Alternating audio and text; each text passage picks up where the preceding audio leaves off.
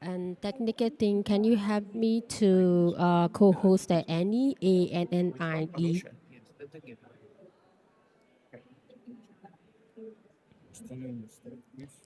Hello, technical thing, can you hear me? Can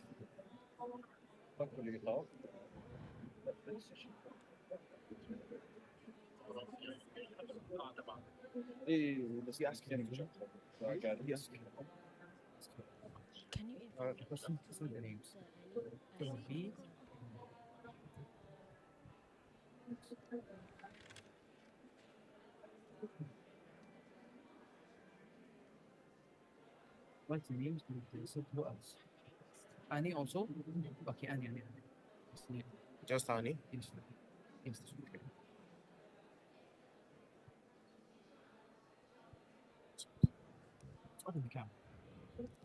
Can you pin to the Anusha?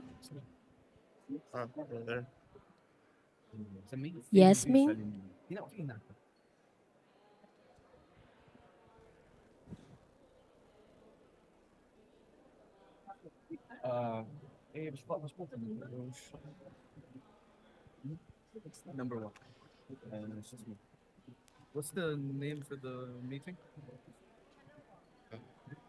AI in warfare something.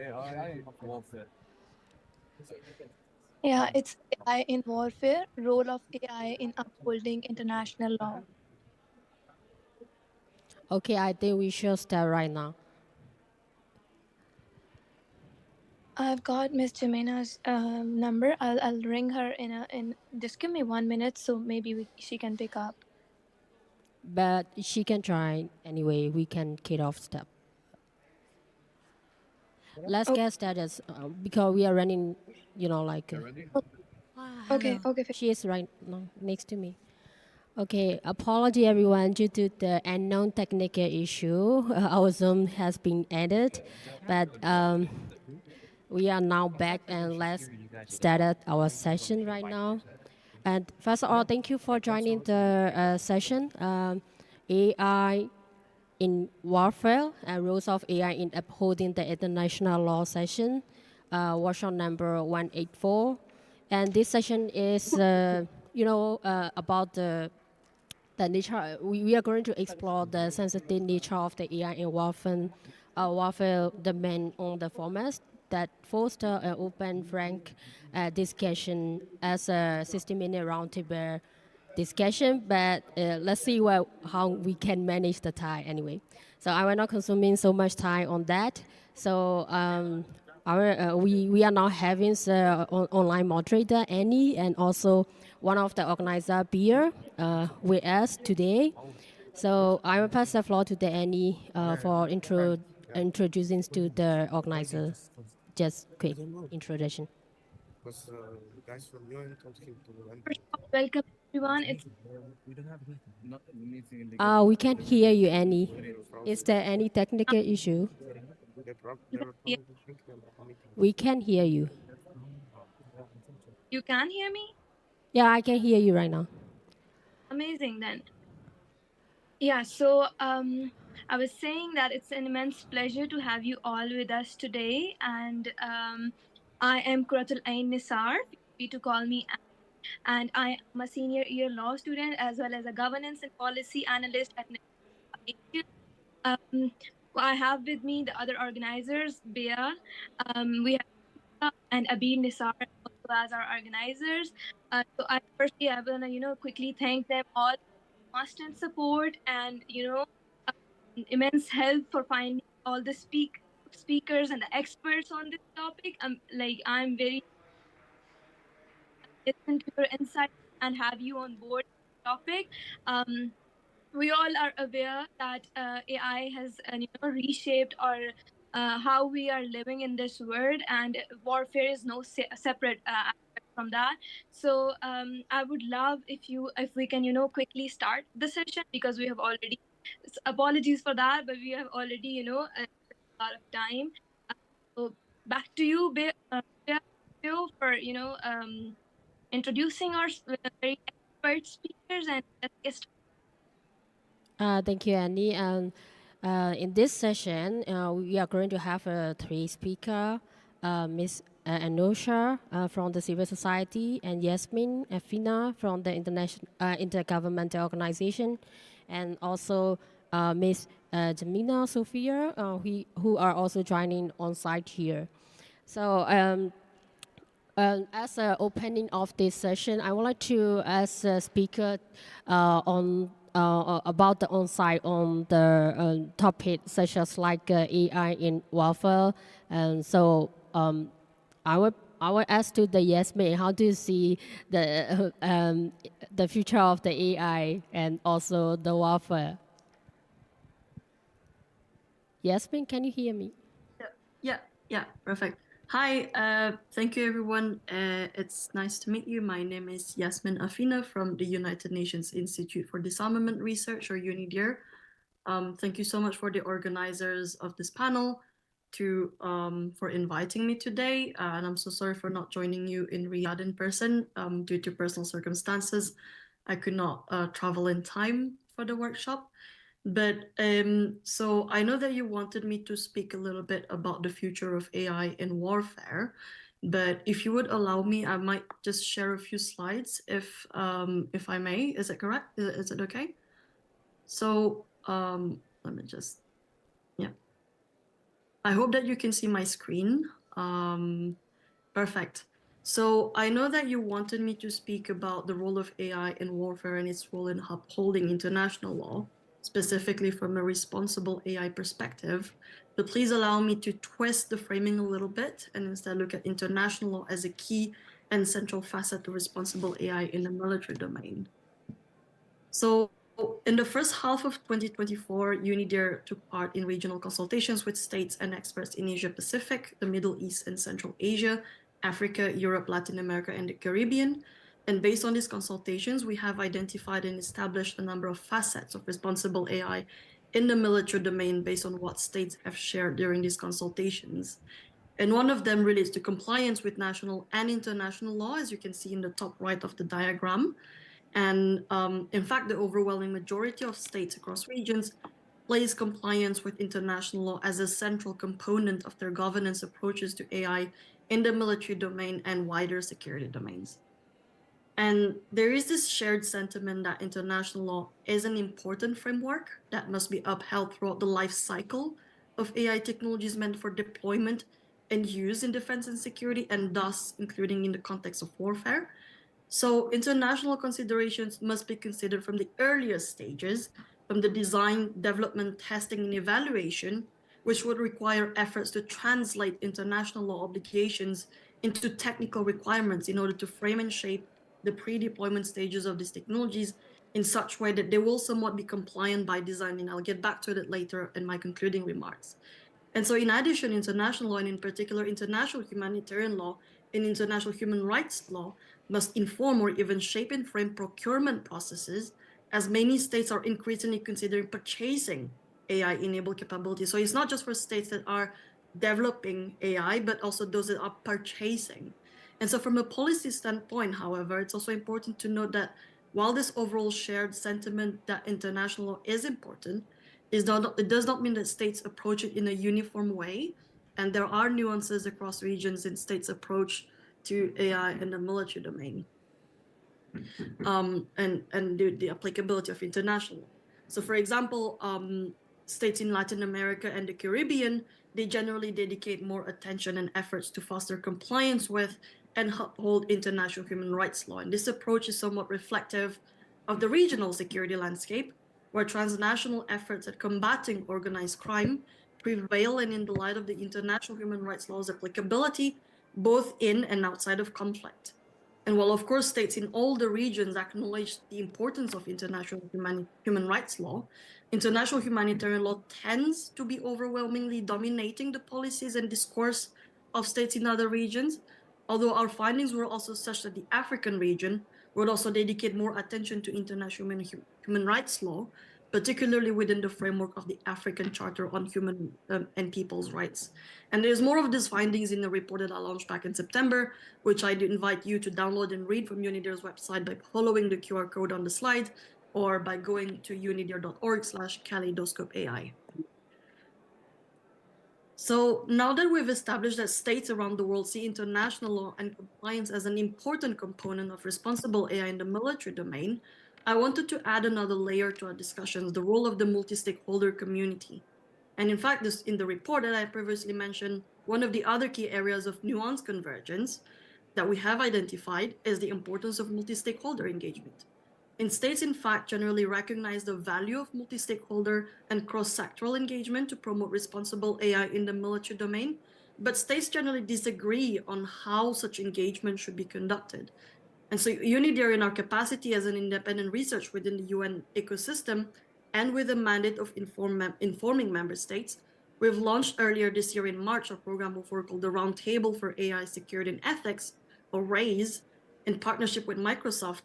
And we've been engaging very closely with a group of industry representatives, including big tech and startups, and consultancy organizations, civil society, and academics. And we basically asked them what are the main themes that should be prioritized in the context of AI governance and security and defense. And as a small parenthesis, I just wanted to note that as part of the RAISE program of work, UNIDIR will be holding the inaugural Global Conference on AI Security and Ethics on the 27th and 28th of March in Geneva. It's open to all. We'll soon be issuing a call for abstracts for you to present your insights to the international diplomatic community in Geneva in the UN. So please do mark your calendars and let me know if you'd like to be kept in the loop. So coming back to RAISE, the group has identified 6 themes that must be prioritized for the governance of AI in security and defense. And across all of the 6 themes, international came across as a recurrent pattern. So for example, the second priority theme was trust building. And one of the key recommendations put forward was that in order to enable this trust building, there's a need to clarify the interpretation of applicable laws.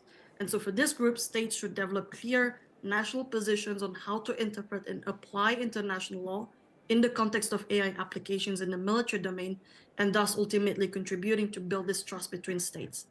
And another example is the third priority theme, which pertains to unpacking the human element in the development, testing, deployment, and use of AI systems in the military domain. And so clarifying how international law applies can help clarify then what is the level of human element that is required at each stage of the life cycle of the technologies of AI in the military domain, and under what basis in international law. So again, all of this can be found in a report that we've published on UNIDIR's website at unidir.org/governance.ai, or you can do so by scanning the QR code on the slide.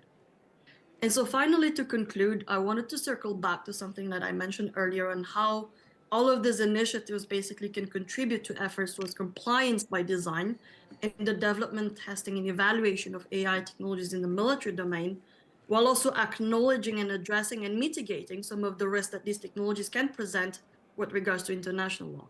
So anecdotally, last month, I submitted my PhD manuscript specifically looking at how international humanitarian law considerations should frame the development, testing, and evaluation of AI technologies for military targeting. So anything that is going on before the deployment in the battlefield. And the thesis has been drafted with the assumption and acceptance, personally, not UNIDIR side, that AI in the military domain is happening already, and without, of course, prejudice to possible instruments in the future that may prohibit and outlaw some applications. But at this stage, it's important to dedicate efforts and research towards ensuring that whatever technology will come out of the lab for warfare, they have been developed with compliance in mind instead of an afterthought. So earlier I mentioned the need to translate legal requirements into technical requirements. One example that I looked at my thesis is, for example, the use of proxy data for training and testing the use of AI technologies. And I argue that while proxy data can, to a certain extent, be necessary by virtue of the rule of precautions due to the messy and uncertain nature of warfare, it cannot be separated from direct indicators and instead should be seen as a natural part of the ecosystem of intelligence needed for military decision making. So all of this to say that with the right efforts, dedicated resources, and political will, compliance with international law should in principle be at the heart of the development of AI technologies for military domain. And this is not about coding international law into algorithms, but rather identify and prioritize practical measures for the implementation of international law and ensuring that the deployment and use of AI in warfare upholds international law from the outset and does not jeopardize it instead by remaining as an afterthought. Because at some point you just lose the right to say oops. And on that note, thank you very much, and I look forward to our Q&A. Thank you, Yasmin. And I would like to ask to the another speaker who are joining on site, how do you think of the international laws and the future of the AI in warfare? Could you also please give like an insight based on your experience as well? Hello, thank you. Can you all hear me? Perfect. Well, first of all, thank you for the organizers for inviting me. I think I don't like to just circumscribe this conversation to warfare because these technologies are being used to attack civilians also during peacetime. So I like to call it the peace and security spectrum of things, and also because they're not only used by military actors, but also civilian actors, both state and non-state. So not state actors that are civilian, law enforcement or border controls, whereas non-state actors, it depends from the context, as Yasmin very well pointed out. For example, in Latin America, where I'm from, organized crime is a big threat. In other regions, it's terrorism. In other regions, it's mercenaries. So all of these actors are using the same technology. So it's important to acknowledge the different implications and the different treatment under international law of each one of this. Because when we're talking about AI in the peace and security domains, we are talking about many different sets of rules, right? So we have obviously IHL, International Humanitarian Law. We have International Human Rights Law, which applies to both wartime and peacetime. And also by civilian actors, and it also kind of involves state responsibility. So it also comes to public international law, which deals with this, but which also deals with jus ad bellum. So that's the use of force, the right to use of force or self-defense type of considerations that can stem out of the use of these technologies. We also have international criminal law. We also have national, regional regulations and laws around different types of liability modes and compliance and procurement and all the different mechanisms that apply to the entire life chain of these technologies. So it is quite a broad spectrum to talk about the future of international law. Because we're also seeing it as in the present. It's not just a future situation, especially right now when we're living in a world where international law is blatantly violated and with complete impunity, unfortunately. So we're living in a voluntarism world where compliance seems to be optional, and that's really not how it should be, because we're seeing very dire consequences for civilians in different types of contexts around the world. So so what we need to do is everyone advocate, promote, and foster a coherent AI global governance framework. And I'm saying AI in general because by its dual use nature, we cannot really divide by civilian, by military, precisely because of the distinction that I made at the beginning. The convergence of actors, the convergence of moments of use and types of use, and etc. So we all really need to strive for this global AI governance framework to materialize, to be binding, and to have the correct mechanisms for implementation, because that will be crucial. And this obviously requires enforcement mechanisms, which, it's going to be even harder, but we need to be ambitious because this is a very ambitious goal to preserve international peace and security at this time. So what we have in the current governance landscape, in this particular domains, we obviously have the GGEs, which is the group of governmental experts in Geneva. that are under the Convention of Conventional Weapons, which I think is a little bit ironic because these are the least conventional weapons, autonomous weapons. We also have REAIM, which is the Global Commission on the Responsible Use of AI in the Military Domain, where I'm a commissioner. We also have RAISE, as Yasmin mentioned. And we're now seeing the development of the transfer from the GGEs to the General Assembly with resolutions that are coming out by the initiative of different states. For example, the Netherlands and Korea, Austria, which are leading this conversation, amongst others, of course.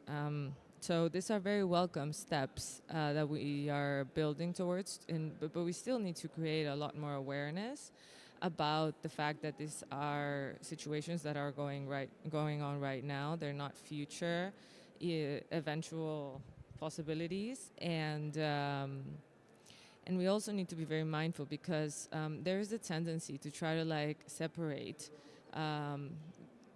either alleged pros of these technologies, okay, well, there will be more precise, there will be more accurate, there will be less bias, but we know that's why it needs to be all comprehensive within the same global governance framework for AI, because we all know the problems with AI itself, right? So the bias, the brittleness, the hallucinations, the misalignment, etc. So that those two cannot be dissociated when we're looking at what the actual consequences and effects of the use of these technologies in this space will be, and also the differentiation between offense and defense capabilities, it's completely illusory because the same technology is just interchangeably used. So any type of defense is an offense in itself. So that's something we should be mindful when we're having this conversation. And I will leave it there for now. And again, also looking forward for the Q&A. Thank you. Thank you, Ms. Jamina, Sophia, and it is very insightful to understand the dynamics of the emerging technology and the challenges that we are facing. So I also would like to ask to the Inosha who are joining here online. From the civil society perspective, how do you see on AI and warfare, and what would be how we could facilitate the collaboration and while making sure the respectful conversation among the a community. So Inosha. Annie, are you going to share the screen or is there any PowerPoint? No? Yeah. Go ahead, please. Miss Anusha, can you share your screen and have the slides on the screen, if that's possible? Sure. Thank you. Thank you.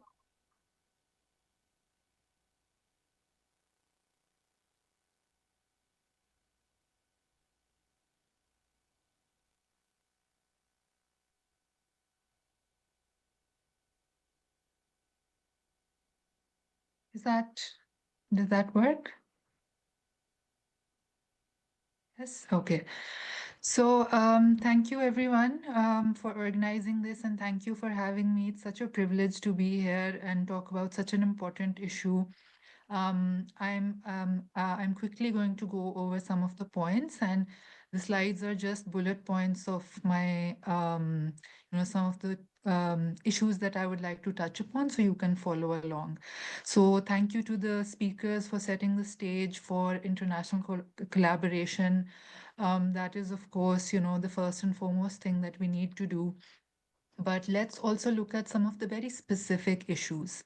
So I am a technology lawyer by profession. I started my career in human rights, in international human rights law, working on treaties. And I was part of the team responsible for bringing the first 7 core human rights treaties to Pakistan. So we got the government to sign these treaties, and then we started working on them. So my association goes a long way back when the SDGs were called MDGs. So, we've come a long way since then. And I'd like to touch upon some very specific legal issues. The aim is not to give you more anxiety about these issues, but maybe help you form an opinion. Because as civil society experts, as lawyers, as development professionals, you know your opinion matters as well, because this is a very new area. And as we go into the future, digital technologies become more and more decentralized, which means that governments have to rely on the civil society, the academia, and the development sector and the private sector, and not just technology companies, to be able to start forming these principles and guidelines moving forward. So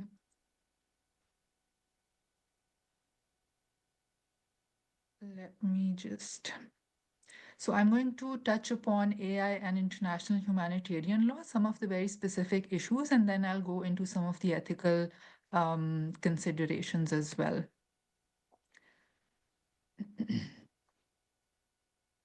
So when we talk about the key principles of international humanitarian law, they can be found in UN principles, the Geneva Conventions, the ICRC's handbook. If you're a person of faith, they could be part of your religion as well. And they just make common sense, right? So there's the principle of distinction, proportionality, and necessity. I want to talk about proportionality and necessity first, since we might be more familiar with that. So, specifically talking about Gaza, are the military responses towards civilian population proportional? Are they excessive? These are some of the things that we've already been talking about for the past year, so you might be more familiar with this. Do you think autonomous AI systems or weapons, or autonomous drones, or any other kind of robots, do you think they would be able to make these kind of proportional responses? So that is something to consider. As we have seen in the past 1 year, they've not been doing that. Then there's the principle of necessity. It obviously talks about whether this military response is necessary. When it comes to AI, there's been there've been calls to simulate certain situations first, and then see and verify whether they warrant an actual military response. So these are like some of the principles that you might be familiar with. um, as far as distinction is concerned, there are laws available as well at the international level, perhaps not at the state level or domestic level, where states are supposed to distinguish between um, civilian and military targets, or civilian or military figures or entities. And that has somehow translated into applying to AI targets as well. So, but do you think AI will be able to make that distinction? Let's hold that thought, and we'll come back to that when we discuss ethical issues. So liability is, of course, a very important issue that we've seen with autonomous weapons. If an AI shoots somebody down, which was civilian target, perhaps it was a hospital or a school, who is going to bear responsibility for that? Will that be the person who was operating the AI? Will that be the AI itself? Will that be the commander of the person or the agent representing a certain team? Or will that be an entire state? So command responsibility, there are rules around that, but they have to be applied in the context of AI. State responsibility, of course, it talks about that the state can be held responsible for the actions of its agents. I believe the principles are laid down under RCWA. Then there's developer liability. Somebody who developed an AI system that did not work, and now it's being reviewed, it will go back to whether they followed all the protocols, they followed, government guidelines or international humanitarian guidelines, and whether they tested these systems and whether they, removed glitches and they made sure that all the laws were followed. And there's a recent, and for those more familiar with, how legal compliance works in highly regulated industries like nuclear power plants or, especially people, those working in the energy sector or in climate, um, trainers can also be held responsible if the training was, inadequate. So if you didn't document things properly, or if you did not impart adequate training, your trainers could be held responsible as well. So if somebody did not know how to use an AI system, their trainers could be held responsible for as well. And by responsible and accountable and liable, we also mean that it would include monetary compensation towards the victims and their families also. Now, there have been calls for, developing an international military AI tribunal in particular. Coming from Pakistan, we do not believe in military trials in principle, but just to, let you know that this is a form of accountability. But do we need additional forums when we already have international courts and when we have, these other international tribunals? How would they impact states individually? Would states have to sign treaties? Would they have to, incorporate them into their domestic laws? So these are some of the considerations.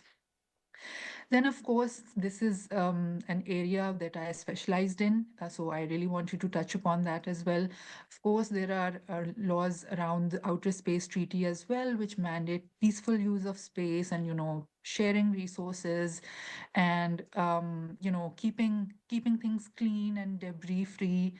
But then there are, of course, issues with AI guided satellites.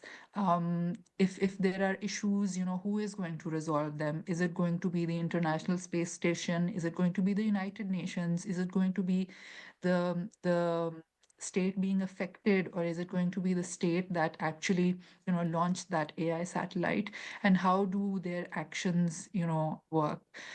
So oversight might be a bit of a questionable issue here. Then let's quickly touch upon ethical frameworks. So data bias and model drift are, the main concerns with AI models. Data bias is, of course, if you train your AI with biased data. For example, if you train it with skewed data, like or discriminatory, patterns, like, kill all the dark looking people or kill all the brown people or kill, anybody who doesn't look white or Caucasian. So, these kind of like stereotypes, if AI picks up on these, these elements, it can be very indiscriminate in the actions that these autonomous or AI-based weapons take, especially during military action. So the data sets need to be, checked for bias. They need to be audited. There are bias, there are algorithmic checks as well that you can, fix those as well. But constant and regular oversight is very necessary. Then, of course, there's the issue of model drift. Model drift is when, you keep, you overstuff and overfit your AI so much with data that it starts behaving unpredictably. So when people say, treat AI like a child or a person, and you keep feeding it information and training it, and one day it will start, making better decisions and wider decisions. Personally, I don't think that's quite accurate, because at the end of the day, it's still a machine. It's still, it's still something technical or technological. And if you look at, for example, the language of some of the AIs, the coding language, there could be, zeros and ones, which means they're very black and white. They're very exact and very specific. So overstuffing it with data can actually lead to unpredictable outcomes, where it just becomes so confusing that you don't know how it's going to act. And then who takes responsibility? Of course, that's the issue that we've been discussing. So audits and monitoring are important. Then, of course, there's the issue of privacy, especially in conflict zones. Surveillance is an issue. Surveillance of civilian population is an issue. Facial recognition software, is that allowed during a conflict, especially when you're trying to target civilians or pinpoint somebody's exact identity, or trying to, for example, we've seen in the Gaza conflict that very, very specific people individually have also been targeted, like doctors, journalists. So, the privacy becomes very, very crucial in such scenarios. So, of course, we need like a solution for this, perhaps on the lines of the GDPR, as in Europe. But do we need another international regulation, or can we come up with like a general framework or some specific standards that all countries that are perhaps part of the United Nations must follow, without having to sign additional treaties or pass additional laws within their countries? So this is another issue. Then, of course, autonomy versus human side is a concern as well. Human side or additional or added oversight is, of course, important when AI is being used in conflict zones. Um, I think one of the areas that we could be following for development around autonomous, robots or technologies is basically comes from the autonomous vehicle economy. So when we look at some of the laws that have been, some of the cases that have been going on around autonomous vehicles, those cases are going to help us determine some very, very minute details and very, very specific issues uh, particular to autonomous vehicles and robots. So they could apply to drones as well, for example, or other autonomous weapons that have been used in conflict zones. So again, human in the loop is another solution where where you always make sure that there's human oversight present when an autonomous system is being used. And then, of course, you can create ethics committees as well, which will constantly monitor these developments. Corporate accountability is, of course, important. Just like we require corporations to submit transparency reports on how they're doing on climate change. We could ask the same from military, different militaries of different states to actually military suppliers or military contractors to who are part of the corporate world, to submit these kind of transparency reports. And then, of course, if they lack training, if they didn't follow certain laws, or if they didn't follow certain standards, they could be held liable for those as well.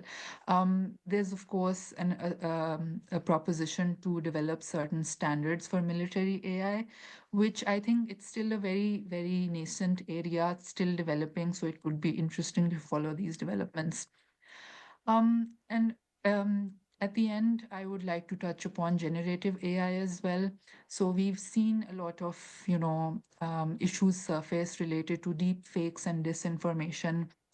Now, generative AI, again, we should be able to, use detection and prevention tools to spot it, especially on social media, for example, or especially for people operating AI-based weapons or AI systems within conflict zones. So developing these tools is very important to counter disinformation and deep fakes, because at the end of the day, our ultimate goal is to save human lives. I think this is all what we're here for. We're not here to, talk about how we're going to make profits or make money. The ultimate goal is to prevent civilian casualties, and, have this dignified regard for human life. So with that, I would like to end the presentation, and I'm open to questions. I look forward. Thank you. Thank you, Ms. Inosha. You talk your presentation is very informative, like talking about the data bias and some model drift, privacy and data, autonomous versus human oversight, and also from the side of the corporate accountability as well as the use of the ethical use of the AI. It's very informative and insightful. I noted that we have to end this session very soon since we are running a bit late for this session due to the technical error. But before moving to the open floor session, I noted that Mr. Mohammed is here in the room with us, so I also would like to invite him to give any comment if he had. Thank you very much, organizers and the kingdom for hosting this. Being from the ICRC and acknowledging that we are running late, I will just focus on a few things, and I will not duplicate what has been said by the other colleagues. AI and autonomous weapons should comply and respect the international humanitarian law, proportionality, distinction, and precaution. Can an AI-controlled or autonomous weapon that has been tasked to execute an operation abort autonomously the operation if they see a child or a civilian or a fighter who is no longer capable of participating in the conflict? Because a soldier who was in a frontline operation, who was participating to the conflict, once they are injured and they are no longer part of the conflict, they are protected under international humanitarian law. So will these autonomous systems comply with those basic principles of international humanitarian law? Is a huge concern that we have. And therefore, we are actually in ICRC today, we have a specialist at the Silicon Valley. We have a delegation in China that are discussing with the technology companies that are contributing to the development of these systems and having this kind of conversation. I absolutely agree with the notion of engaging with the tech companies and those who are developing these technologies from the design stage. That's quite key. We are also calling for a human oversight and control on any kind of weapons. A decision to kill, life and death decision, should not be made by a tool or by a logarithm. It has to be a decision that's at least the button or the final engagement or discharge of the munition should be controlled by a human being. That's quite important.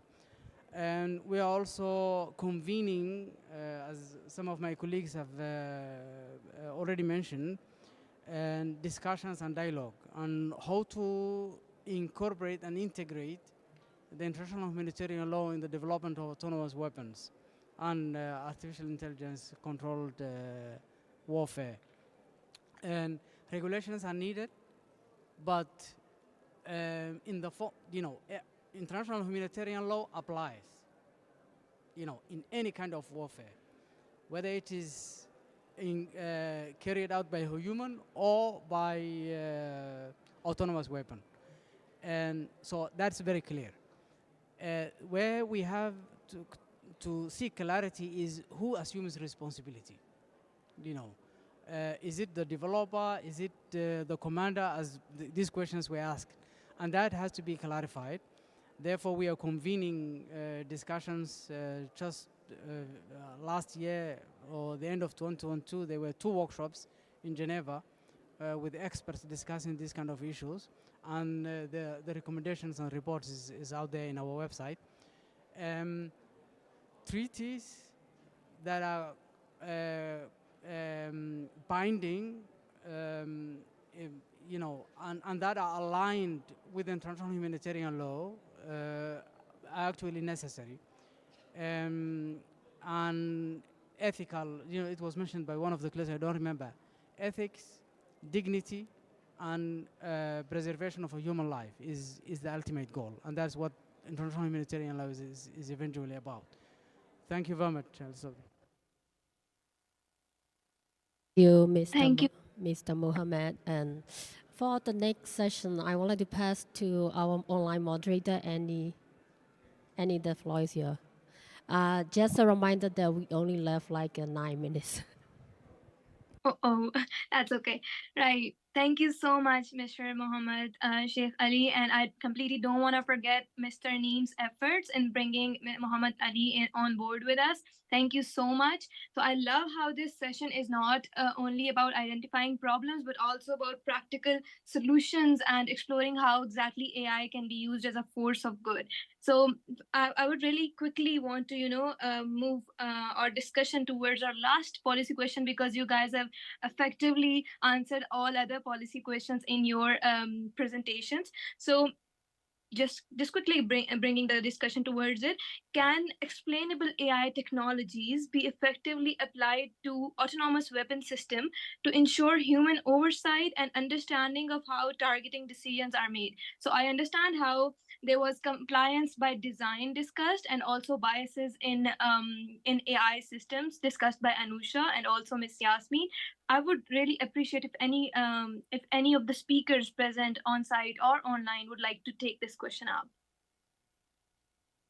Sure. I mean, I'm happy to have a first stab at it, and colleagues, please feel free to sort of complement. Just, from the top of my head, I think, first of all, thank you for the very interesting question. I think that it's very pertinent and something that in Geneva as well, diplomats are grappling with every day. I think based on what I've seen and what I've heard engaging with stakeholders, ranging from state representatives, but also civil society, industries, I think in terms of explainable AI, generally that's an issue that the AI community is trying to grapple with. But in the military domain, there's quite a few implications, especially with regards to in IHL, you have the legal duty to investigate alleged violations of international law.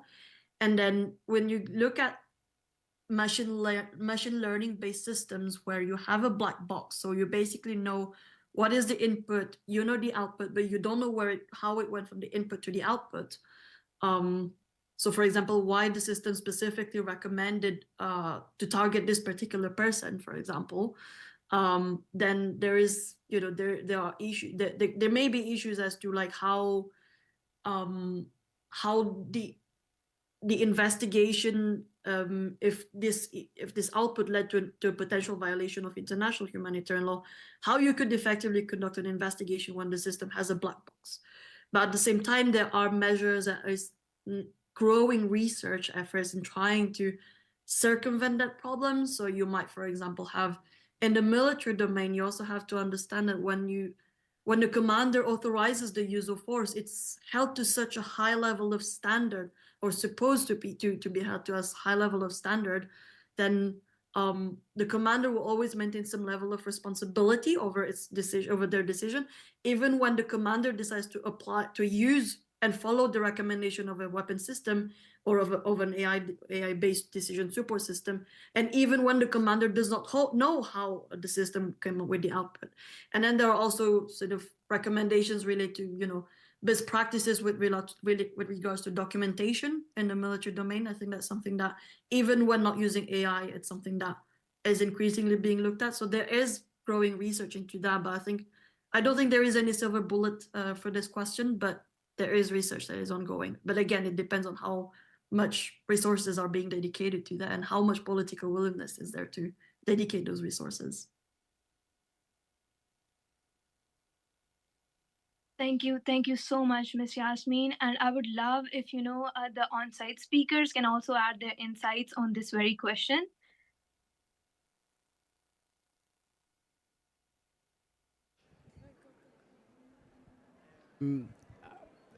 All I can add is, for now, until the technology is advanced enough, which, in our opinion, from the international humanitarian law perspective, we will never get there. And a human responsibility and accountability is necessary. So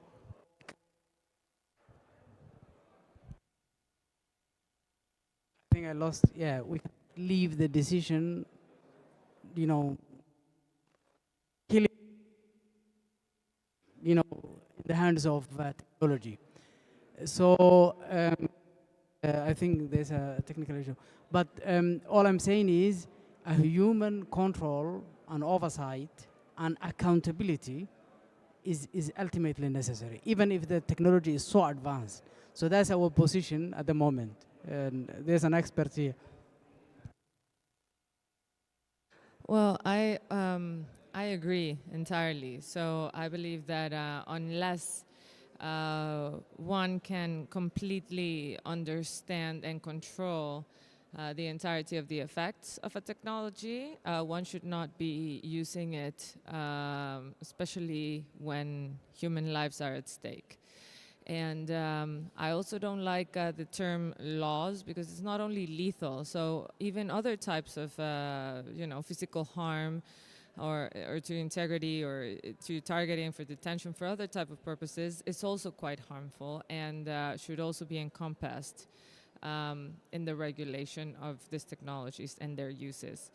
And I would like to end with a quote of Amina Mohammed, Deputy Secretary General of the United Nations. She said this at the Arab Forum that was held in March in Beirut. And she said, there can be no sustainable development without peace. So that's something that we should keep in mind because without peace, we really have nothing. Thank you. Amazing. Thank you so much, the on-site speakers and as well as the online ones. I understand how we still have Miss Anusha left to answer this question, but we quickly need to wrap it up. I love how, in a very short time, we covered a lot of topics of accountability, global coordination and collaboration, and also the compliance and design part has got to be my favorite. So guys, we have have had some great key takeaways from this session, and I hope really that it further inspires more action and discussion because we really need it in this time. So the report of this session would be shared right away, and I would quickly request all the speakers that are present on site to maybe come closer to the screen, so we can have a group photo together. Feel free to come, and we can pin Miss Yasmin and Miss Anusha on the screen, and how about have a quick group photo. Nicotine, please pin beer, who are also our organizing member. Unfortunately, unfortunately, we have to end this session. It is a time set right now, so thank you, everyone. I know that you guys have comments and questions. Maybe you can approach to the speaker who are on site later. Sorry about that. Theo, let's also pin Abir Nisar. She's also one of the organizers. Could you please have the beer to pin on the screen? Thank you.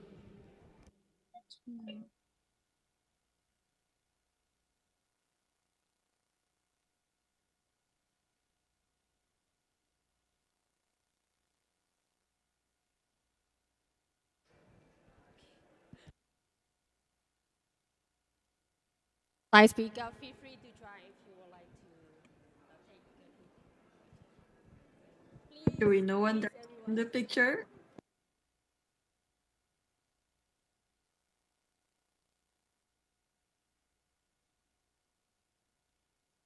I guess, Annie, you can take a quick screenshot of us and then we're good to leave the session today.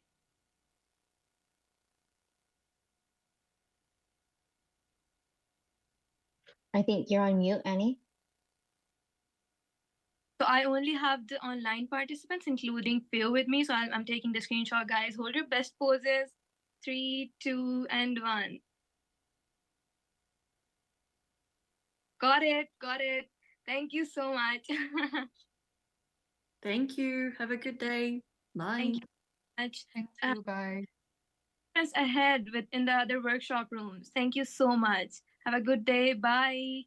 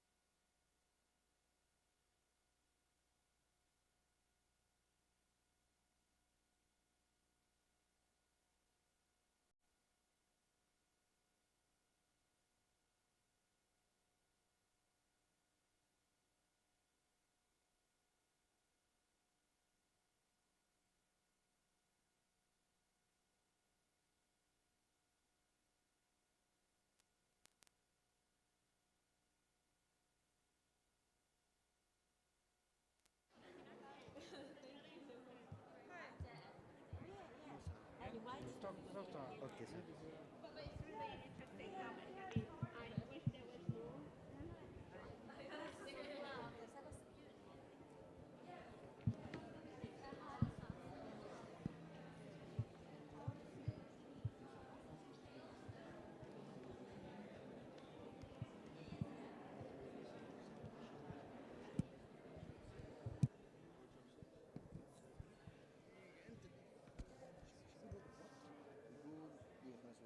يقول انه obsession was just accomplished by programmers. في واحد قال من البانل جالس saying انه بعض الدول some countries hurt journalists prisoners زي سالفتها وبعدين someone joined the Zoom session and put a point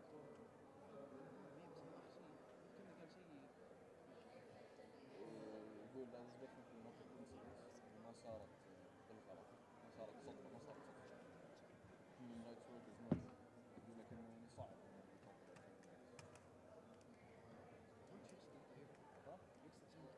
ما يقصد حقهم يقصد هناك ادري بس انا يمكن رابط اثنتين ايوه اكيد ممكن يقعد يقول عشان صارت هنا can you see on the website you said that the website is live with everything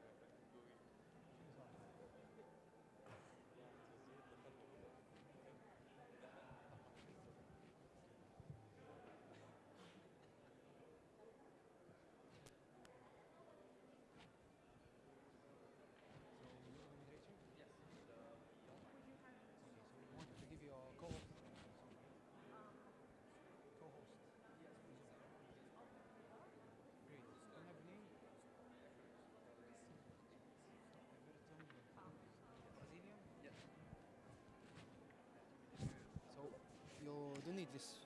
No, well, just in case I have any comments. Okay, great. Yep. Awesome. Thank you. May I test it?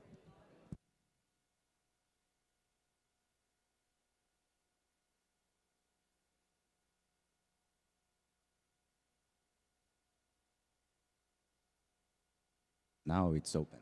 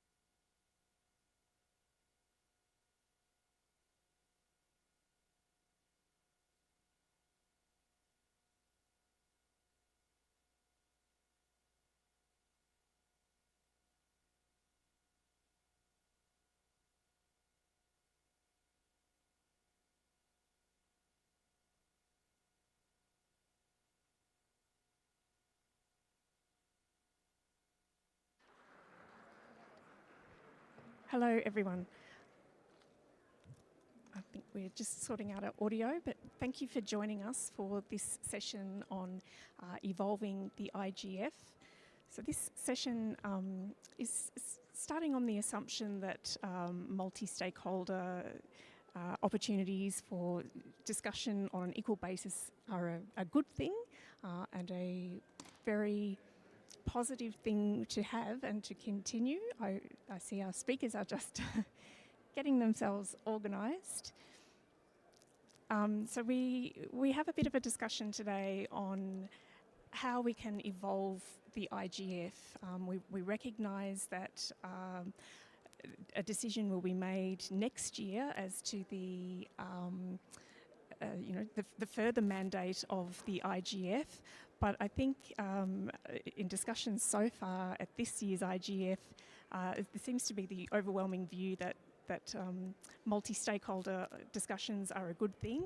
And I just wanted to note in the DNS Research Federation did a report on the impact of the IGF. And there was a quote to the effect of, if the IGF didn't exist, we would have to invent it. So I think, regardless of what is decided next year, there is a need for this international multi-stakeholder discussions to take place, and we hope that the IGF will continue long into the future. So our discussion today is just seeking some thoughts about how we can evolve the IGF from where it is today so that it can continue to meet the challenges of a digital world. We have 4 speakers with us today, and we have an online moderator as well who will be keeping an eye on the online participation and will let us know if anybody has comments to contribute. My colleague Everton will read them into the meeting for us. So I will let our speakers introduce themselves, and perhaps you can just do that briefly as you speak. But just briefly, we have Chris Buckridge, who wears multiple internet governance hats. We have Renata Miele from .br. We also have another CCTLD represented. We have Plantina from .za. We have civil society represented with Amrita, and our online moderator today is Everton, also from .br. So we're going to ask speakers to just reflect on a few questions, and then I'm hoping that there will be an opportunity for speakers to interact with each other, respond to each other's thoughts, or build on each other's thoughts. But we will start with Amrita, I think, and I'll ask you all. You'll all have an opportunity to respond to the same question. But Amrita, if you would briefly introduce yourself, and then perhaps share your thoughts on how the IGF should evolve to meet the challenges of a modern digital world. Thank you so much, Annalise. And thank you for having me here. I'm Amrita. I am from India. I work for a civil society organization called CCY. I'm involved in the Asia Pacific Regional IGF, apart from other things. And to respond to your question on how the IGF should evolve to meet the modern digital world, I think it needs to be more focused. It needs it needs to be more empowered.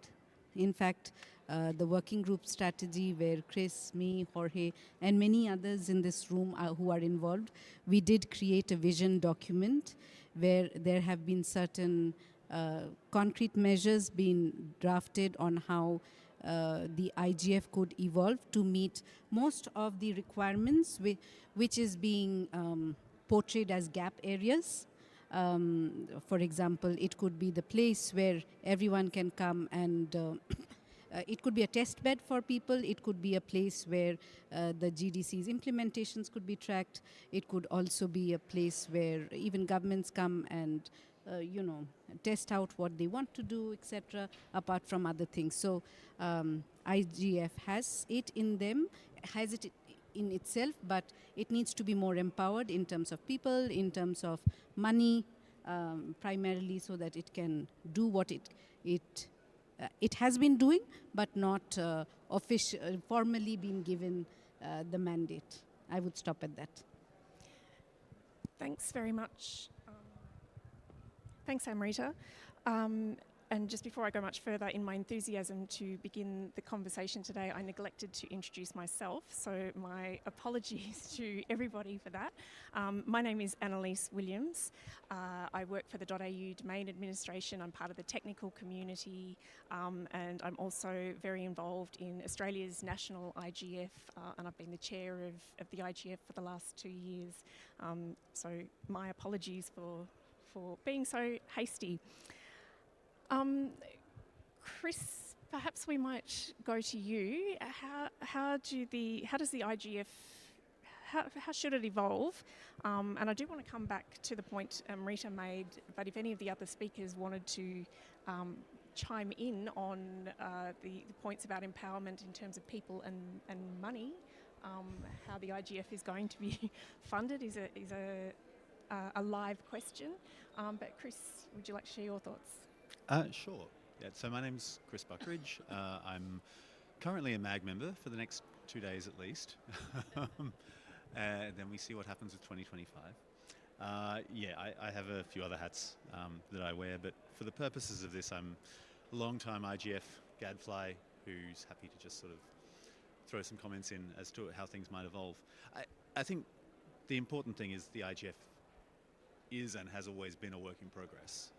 It's never been static in terms of what it is. It probably feels a little, we come back every year and see a lot of the same people, and that's always good and fun. But there has been evolution, and well, full disclosure, I was one of the co-authors of that DNS Research Federation paper.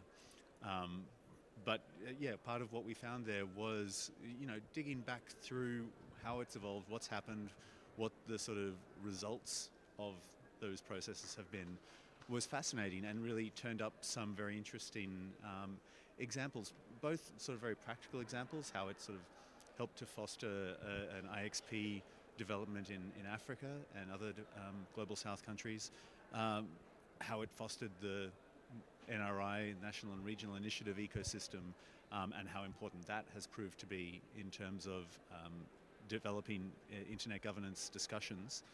But I mean also things like in talking to different people, hearing some really different perspectives on the impact that the IGF had. Some people sort of saying, when we talk maybe about the IANA transition, yes, it was a hugely important crucible for discussion and ideas to come together. Other people saying, no, well, it was a bit separate to that. So I think, there's lots of perspectives. It has changed and grown over time. And I mean, the intersessional activities are an area where we've been very clear that there has been growth, there has been change in the last 2 decades, and they've evolved into something probably of the almost most value in this IGF space. And that's the best practice forums, which we've had a cybersecurity best practice forum in operation for a good number of years now and has produced some really important and insightful work. We've had a policy network on fragmentation, which has also been now in its 3rd year and has done some really insightful study on a very key issue right now in internet governance. We've also had one on artificial intelligence, which perhaps got a bit subsumed by some of the larger scale UN discussions, but if you read the report, it actually predicted, I guess, what some of the Secretary General's AI panel said in its report about things like regulatory interoperability. So I mean, those ideas are percolating really in a very early state in the IGF, and the IGF is helping to get them to that next level. I think that evolution needs to continue. I think we're at a really fascinating point going into next year where we'll have a quite different context. We'll have a much shorter time frame to prepare. We'll have a different kind of MAG. We may see that there's a need to sort of consolidate a little, to sort of bring it in to a bit more tight focus in how it works.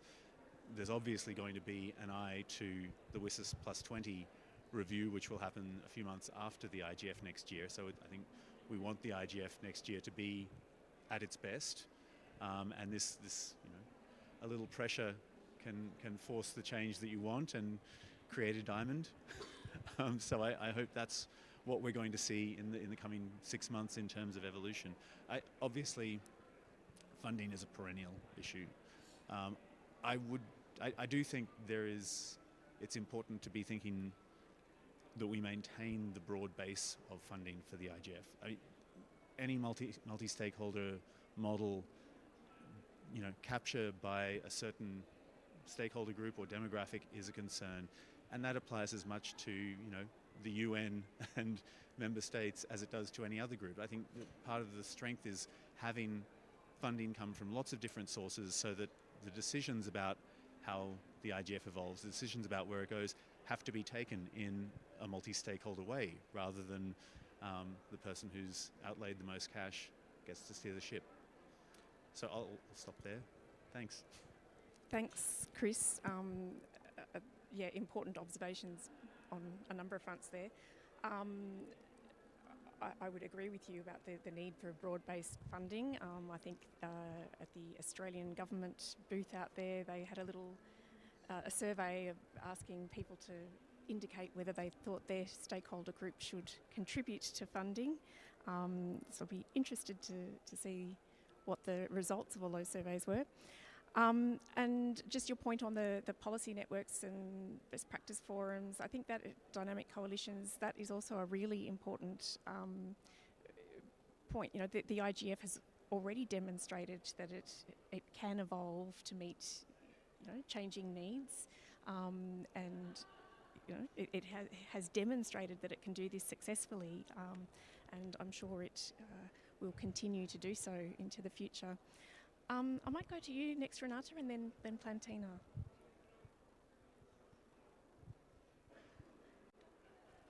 Hello, thank you, Annelise. Thank you for inviting me for this interesting, important session about how to evolve in IGF.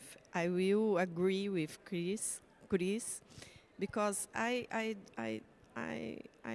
agree the IGF is a work in progress. So I want to emphasize that the IGF is a work in progress, and it has been an important platform for the discussions about the internet, its applications, and the impacts of the new economic models and services for users and all societies.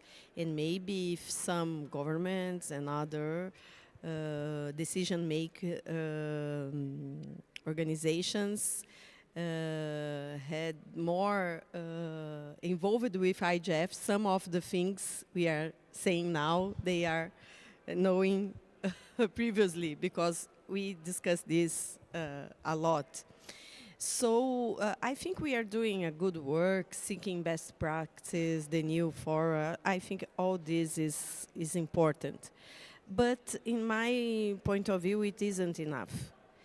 And we are at a moment where we can no longer afford to gather and deepen discussions on critical global issues without taking a step forward and using these debates to develop a set of consensual proposals and recommendations to present to multilateral organizations. It's necessary to improve mechanisms for building consensus and producing guidelines and recommendations in such a way that communities' voices have an impact on multilateral and other decision-making processes, so that these effective solutions to challenges we face can be found and implemented. We need to demonstrate that there is no contradiction between strengthening multi-stakeholder spaces and processes and the role of multilateral spaces. We are in this crazy moment that we are something against another, and we have to stop this and work together in a complementary way. So, in my opinion, that's why evolving the IGF is a core discussion for us. And we need to have the courage to look to what we have achieved till now together, and together we need to build new ideas. We need to step out of our comfort zone and think about how to make the IGF a space that is seen as relevant for shaping guidelines in digital policies. This is our challenge, in my point of view. To transform the IGF in such a space, we need to deepen transparency and strengthen multi-stakeholder participation mechanisms. And we already have a good start point, and this point is the São Paulo Net Mundial guidelines. We are beginning the process of a review on WICIS Plus 20, and in 2025 we will have the IGF in June. some weeks before the high-level meeting in Geneva. So I would like to bring a constructive challenge. Nothing new because Chris in set point put this.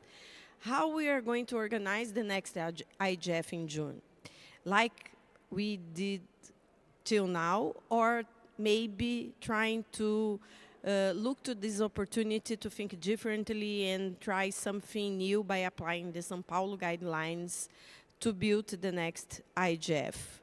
So that's my initial proposal. I believe in the update proposed by Net Mundial, which challenge multiple sectors to jointly think of solutions for the current internet challenges. And maybe we can build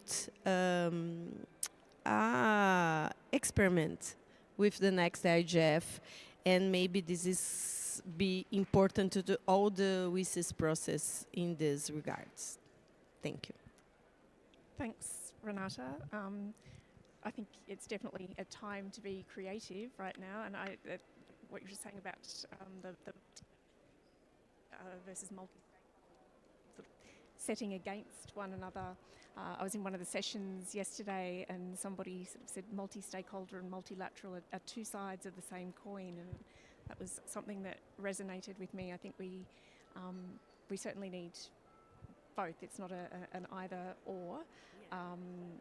And each process, like these multi-stakeholder discussions are very much enriched by having government participation on an equal level, and there is a lot of expertise that from the technical community and from other civil society that can be very useful for multilateral processes. So we'll go to Plantina, and then we've had Jorge join us as well since we started, but I'll go to Plantina, and then if you wanted to offer some initial observations, or you can wait till the next round if you like, Jorge. Go ahead, Plantina. Thanks, Annalise. Thank you, everyone. Let me start also by introducing myself. My name is Plantina Mugoni. I am the Internet Governance Coordinator for the ZA Domain Name Authority. I also serve as the Secretariat for the South African Internet Governance Forum Multi-Stakeholder Committee, amongst other things that I do in my personal capacity.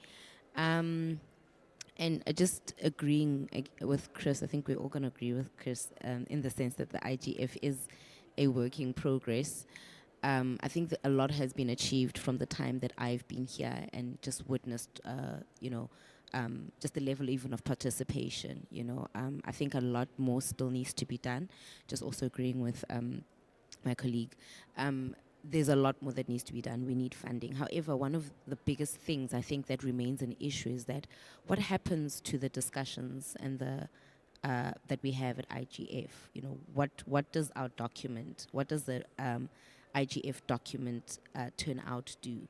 We talk about, I appreciate the fact that the multi-stakeholder forum, the multi-stakeholder model that's followed in IGF is a bottom-up approach. We solicit inputs from different stakeholders, but what happens to those inputs? What do they lead to? What actionable items or actionable documents do they lead to? Because really, if they lead to nothing, all this is a talk show. We need more funding for a continuous talk show. And I think, yes, multi-stakeholderism does emphasize that all parties within the multi-stakeholder model are equal, but in reality, government is a decision maker. We are not all equal. Government makes decisions. So we need to bring them into a discussion, negotiate with them. I think maybe that's another element that we need to bring into IGF is to negotiate, because the internet as it's evolving affects all of us in our individual and our business capacity. So I think how the IGF can evolve is just really turn the discussions that we have within the IGF space into actionable items at continental level, at regional level, but also at country level. See how that works itself out. But really just, I think one of the things that does bother me with how we've been moving for the past couple of years is that we talk, and how does that translate into actionable items in individual countries? So maybe just have that as one of the action points just moving into next year in the WSIS Plus 20 review. Thank you. Thanks, Plantina. And we are going to sort of get into, I hope, we'll get into a bit of discussion, and we may not come up with any solutions today, but I'm hoping that we can put forward some ideas and perhaps discuss these again, or come up with a proposal for the Norway IGF, and have some further discussion on them. But Jorge, did you want to sort of offer any reflections on how the IGF could evolve, or do the processes need to change? Did you want to respond to anything that any of the other speakers have said? We've had some comments about governments make the decisions. I think that is, while it's true, nationally they make laws, and internationally they can make treaties. But a lot of the infrastructure is owned and operated by parties that aren't government entities. So any thoughts you would like to throw into the mix, Jorge? And please introduce yourself as you. Thank you so much, Annalise. Jorge Cancios, Swiss government. So happy to be here. Happy for the invite to share some thoughts. Maybe a thought that is important is that sometimes we love so much our baby, our IGF baby, that we just look at the IGF baby and how it has to walk and talk and start to run and everything, and we forget that it's a larger family. So, and this WSIS family has more members. Each and every one has his or her role, and really the WSIS architecture is not just some dead letter documents of 2003 and 2005, where some older people like myself participated negotiating. No, it's really a system that is working, that is delivering for the last 20 years, where we as the global community, and not just member states, but also private stakeholders, civil society, academia, the technical community, have invested millions of hours of work, millions of dollars of any other currency in making the vision of WSIS a reality, more connectivity, e-health, whatever that was the old terminology. Everything had an E, or also human rights. Many issues were already considered then. So we have to see the IGF in that context, in the wider context, where we have the action lines from WSIS giving guidance to the UN agencies and to many other actors to do stuff on the ground, changing the reality, really delivering on the SDGs for the people. We have the WSIS Forum, where we get together each year to hear what has been done to implement the action lines. We have the CSTD, where we discuss, okay, what was the progress and what do we feed up into the UN system? And there we have the different roles. Then it gets very intergovernmental, it goes to ECOSOC, and if somebody doesn't know what ECOSOC is, it's the Economic and Social Committee. It's like the non-war, non-peace twin brother of the Security Council, and from there it goes up to the UNGA, to the UN General Assembly. Those are all parts of this WSIS family, of this WSIS architecture, and the IGF is like the more innovative kid. It's the kid where we talk about new things, we invent new things, policy networks, emerging topics, but we still have to deliver. As Plantina was saying before, we have to deliver, and there are things we have on our mandate for almost 20 years like delivering recommendations. But it was a problem because, okay, it's nice to have that in the mandate, but we didn't know how. How do we do this? And there was also fears. So if somebody pops up with a recommendation, how was it that that recommendation was developed, etc. So I think this were the relevance, for instance, of the Sao Paulo multi-stakeholder guidelines kick in, because they tell us, okay, yeah, multi-stakeholder is not anything that is labeled as multi-stakeholder. It's really something that complies with certain guidelines, and those guidelines are, for instance, inclusivity, and not just inclusivity with an open door where only the well-resourced pass the door. No, it's inclusivity in a material, a substantive sense. That's in guideline 1 of the Sao Paulo multi-stakeholder guidelines. And it's also process steps. It's really getting everybody who is relevant together. It's consulting with the community, and it's really explaining what has been done with the inputs in the, from the community, avoiding this black box problem we've seen in other processes. It's really giving the community also a role in being able to adapt the outputs, etc., etc. It's a lot of guidance that our dynamic coalitions, our BPFs, our policy networks could get inspiration from and start delivering those recommendations we have in our mandate.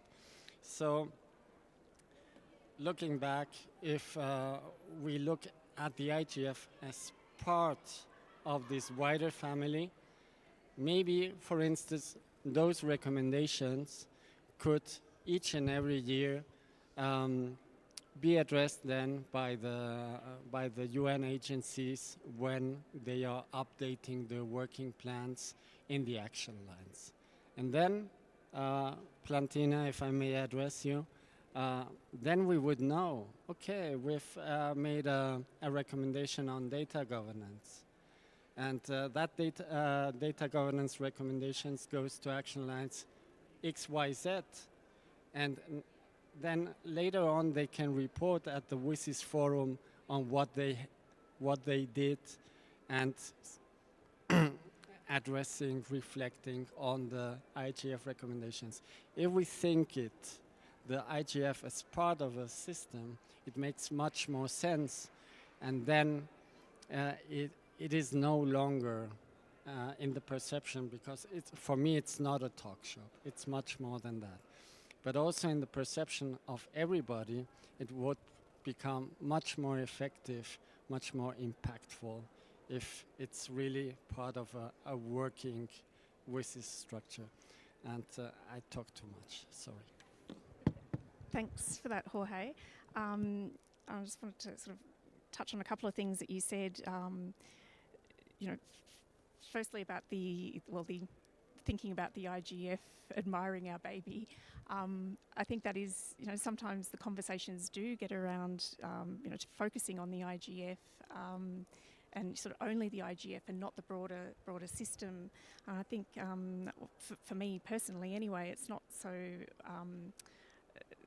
much the IGF, but it's the principle of multi-stakeholder conversations and sharing of, you know, exchanging of views, and doing that sort of globally, sort of hearing from you know, parts of the world that are far away from where you might live or where you might work, and the IGF is a good platform for hearing about the concerns that, you know, might be very different from your own. And also, I think we do need to sort of really focus on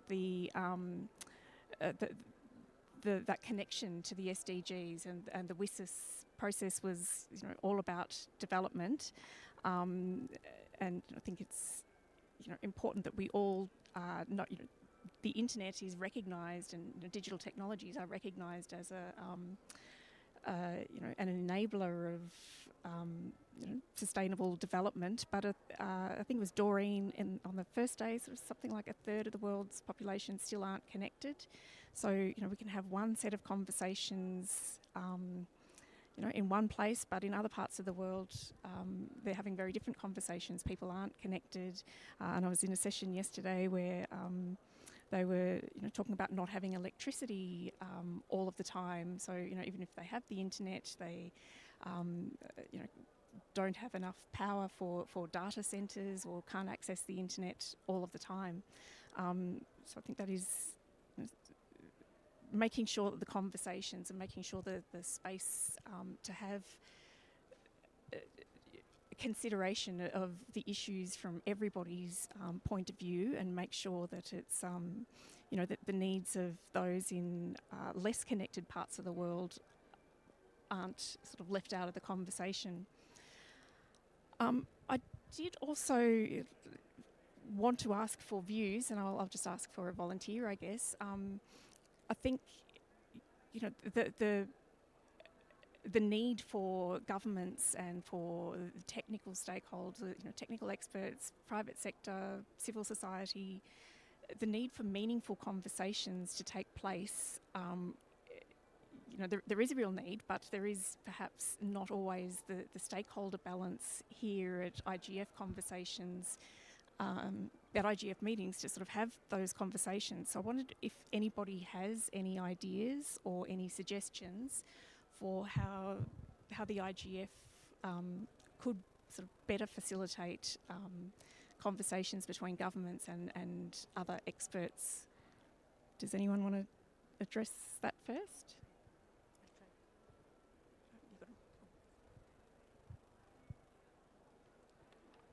I think what Chris mentioned, that the focus, for example, for IGF may be much more sharper. You have the parliamentary track, but are you actually discussing things which the parliamentarians want to hear? There could be certain things where they may want to discuss, but they may, in a public forum, may be shy to ask or understand. Are we having those kind of, I would say, innovative approaches to bring them so that they see value in coming here and discussing things, or also clarifying their doubts as well as sharing their experiences. I think an innovative approach would be good.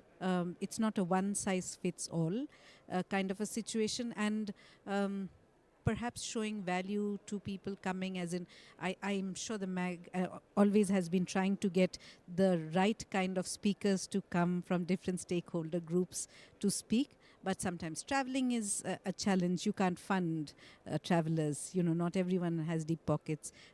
Many private companies also may not come to speak because they are afraid of what they would say and how it would be interpreted. So I think there are multiple issues which would have to be addressed, but I think more focused approach, innovative ways of having discussions, lesser ones, because unfortunately nearly 2/3 of the sessions which happens at the IGF is not in the MAG's hand. If the MAG was to design it, perhaps it may have been done differently, and others can respond to it. Thanks, Amrita. Does anybody else want to go ahead, Chris? Sorry, I said that without really thinking too ahead of what I was going to say. Look, I mean, I think we have good speakers, I think, in a lot of the sessions, and we are trying to be innovative in how we plan sessions. And I think that extends to remote speakers and better integrating them. And I think we need to really focus sort of on the IGF as a hybrid event. This needs to be a space where you don't need to be there in person to have a meaningful role and take a meaningful part.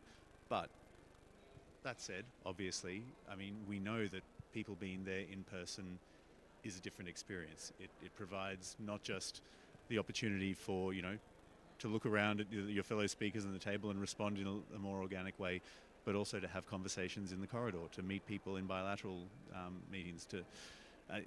There's a richness there. So, I mean, we need to still focus on bringing people to the venue and making it an appealing and attractive event to have people at. Now, I think that's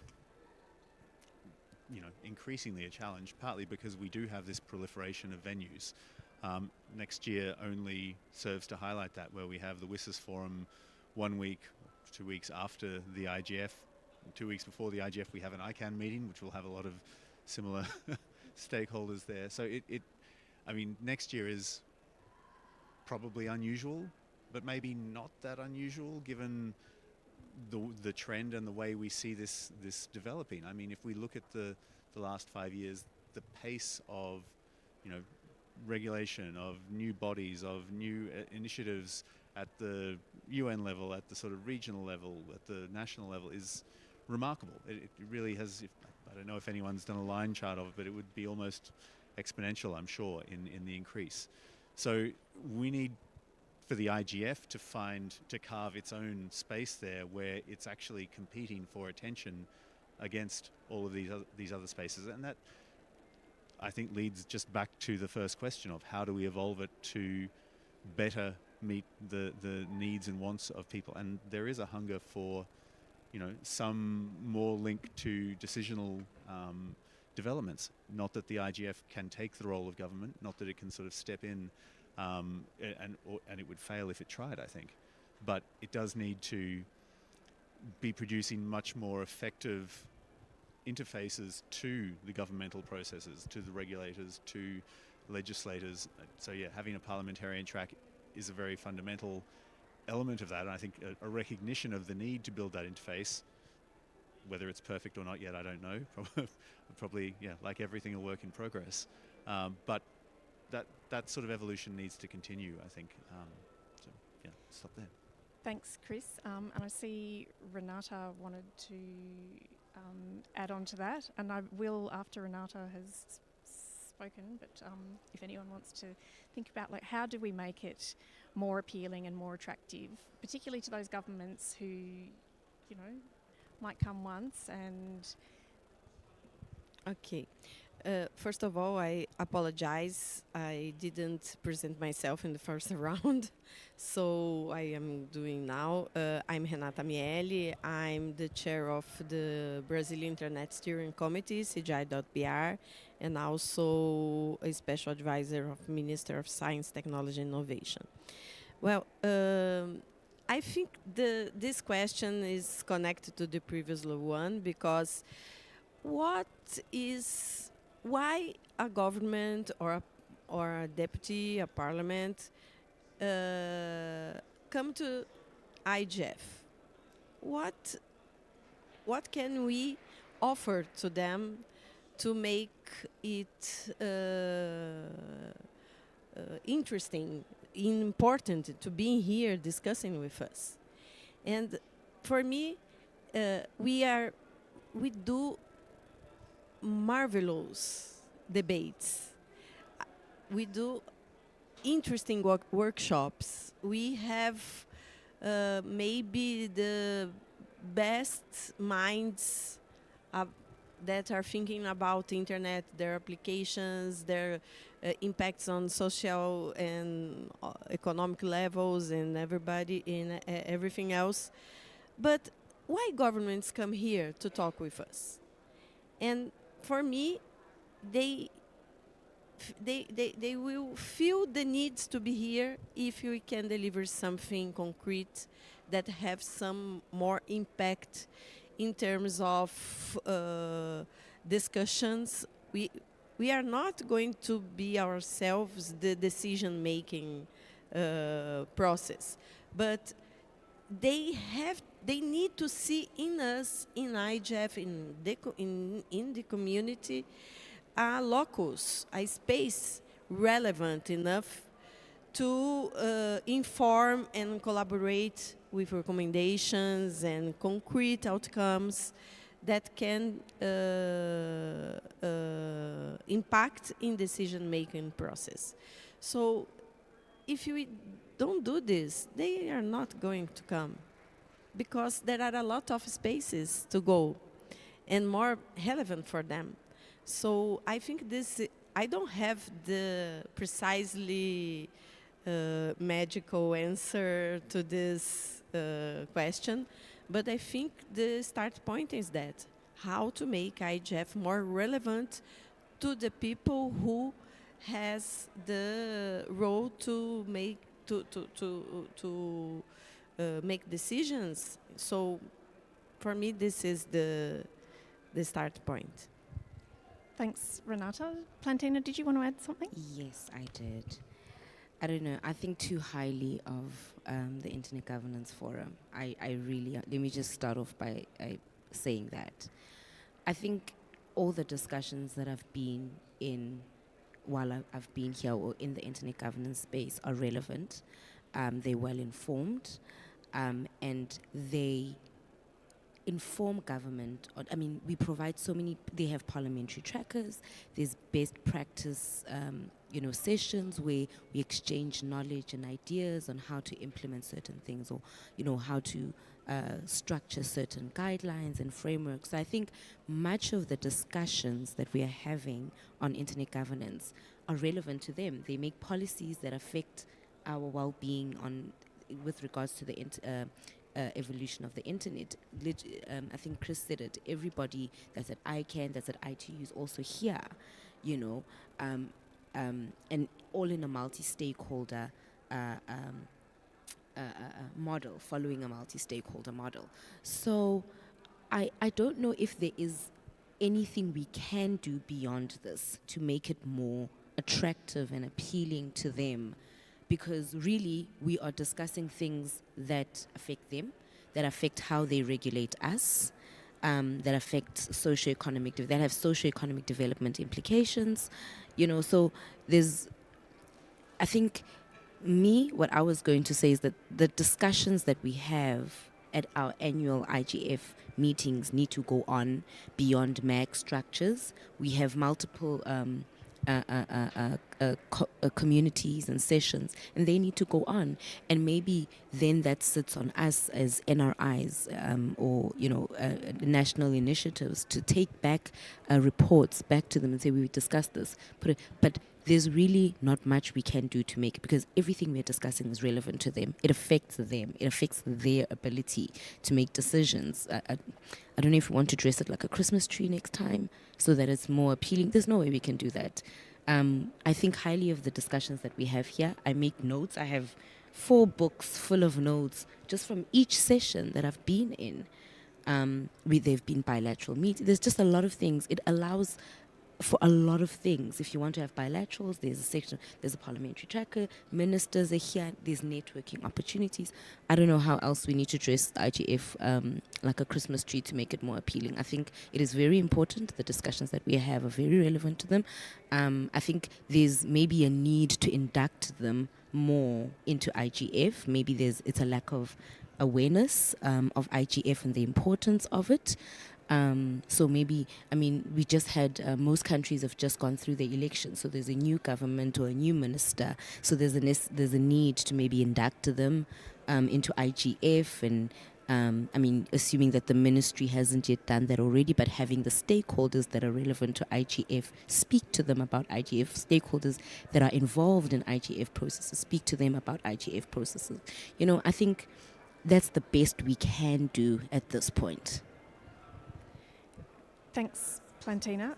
Chris wants to jump in there. I see that. I will let Chris jump in, but I did want to just flag, you said something about the national and regional IGFs, and so part of this discussion was do the IGF processes need to change somehow? So does there need to be some sort of mechanism through which national IGFs and the global IGF sort of feed into each other and So this is my understanding of the NRIs, right? And as somebody that coordinates from a South Africa level, we have our national IGF ahead of the regional IGF and the Africa IGF and the global IGF. We write a report that we submit to the 3 structures, right? So it feeds the processes that it needs to go up through our minister's office. I don't think that should change, because the reality is that each region has its own unique challenges and that speak to that. So we need to also speak to regional issues and then take those regional issues up to global. That structure should not change, because SADC issues and Europe issues or Africa issues are totally different. But when we get to global, there's best practice platforms where we exchange on a continental level, on a regional level, of how things could potentially be better or how things could work.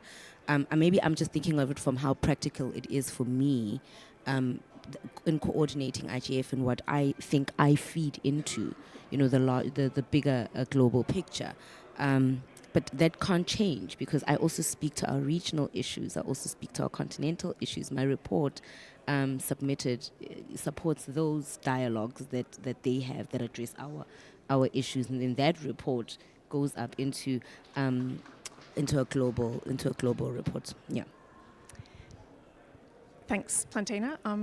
Chris, go ahead. Sorry, I know I'm jumping back into here. Well, first, actually, I want to say to Plantina, I think that's a really important point. On the flip side, sending a report is wonderful. We on this side need to do something with that report. So what does that get? How does that get translated? And I think at the moment, the IGF does not have a good sort of idea of how to do that. The other thing, the Christmas tree idea, dressing it up as a Christmas tree. The thing that has frustrated me for many years about the IGF, and that I actually think the more we talk about it, the more value, there is such a wealth of information in the archives of 20 years of IGF. We have videos, there's so much there. Most of it's on YouTube, but it's not in any usable form. And we have tools, we have methods that we could pull out data, pull out summaries, pull out this is how many discussions there were of GDPR. These were some of the key themes that were talked about in relation to data governance. If there are people with deep pockets out there listening, hello. That would be my Christmas wish for the IGF, would be to someone really and it has been tried before. There was a Friends of the IGF project which worked for a while, and I think then kind of floundered, and it was a very good step in the right direction. I would love to see that, because it is so much information, and it would be so valuable in selling the IGF, in bringing people into understanding what the IGF does, in giving them an insight into the different views of stakeholders. There is so much there, and we're not using it, and that's my concern and my hope. Even the reports. Any wish for the... My Thanks, wish. Chris. Jorge, I'll come to you in a minute, but Everton has indicated that there is a comment in the online. Not online exactly, but I would like to take this opportunity just to invite, as Chris was saying, was talking about the hybrid IGF, so to take it to take this opportunity to talk about the hybrid IGF, I would like to talk that we have an audience already watching us, and so they are invited to present us with comments, but we have one comment, one raised hand in the room, but through Zoom, which is Jordan. Can I go to Jorge first, and then I'll come to Jordan? And I saw someone, I'll come to you too.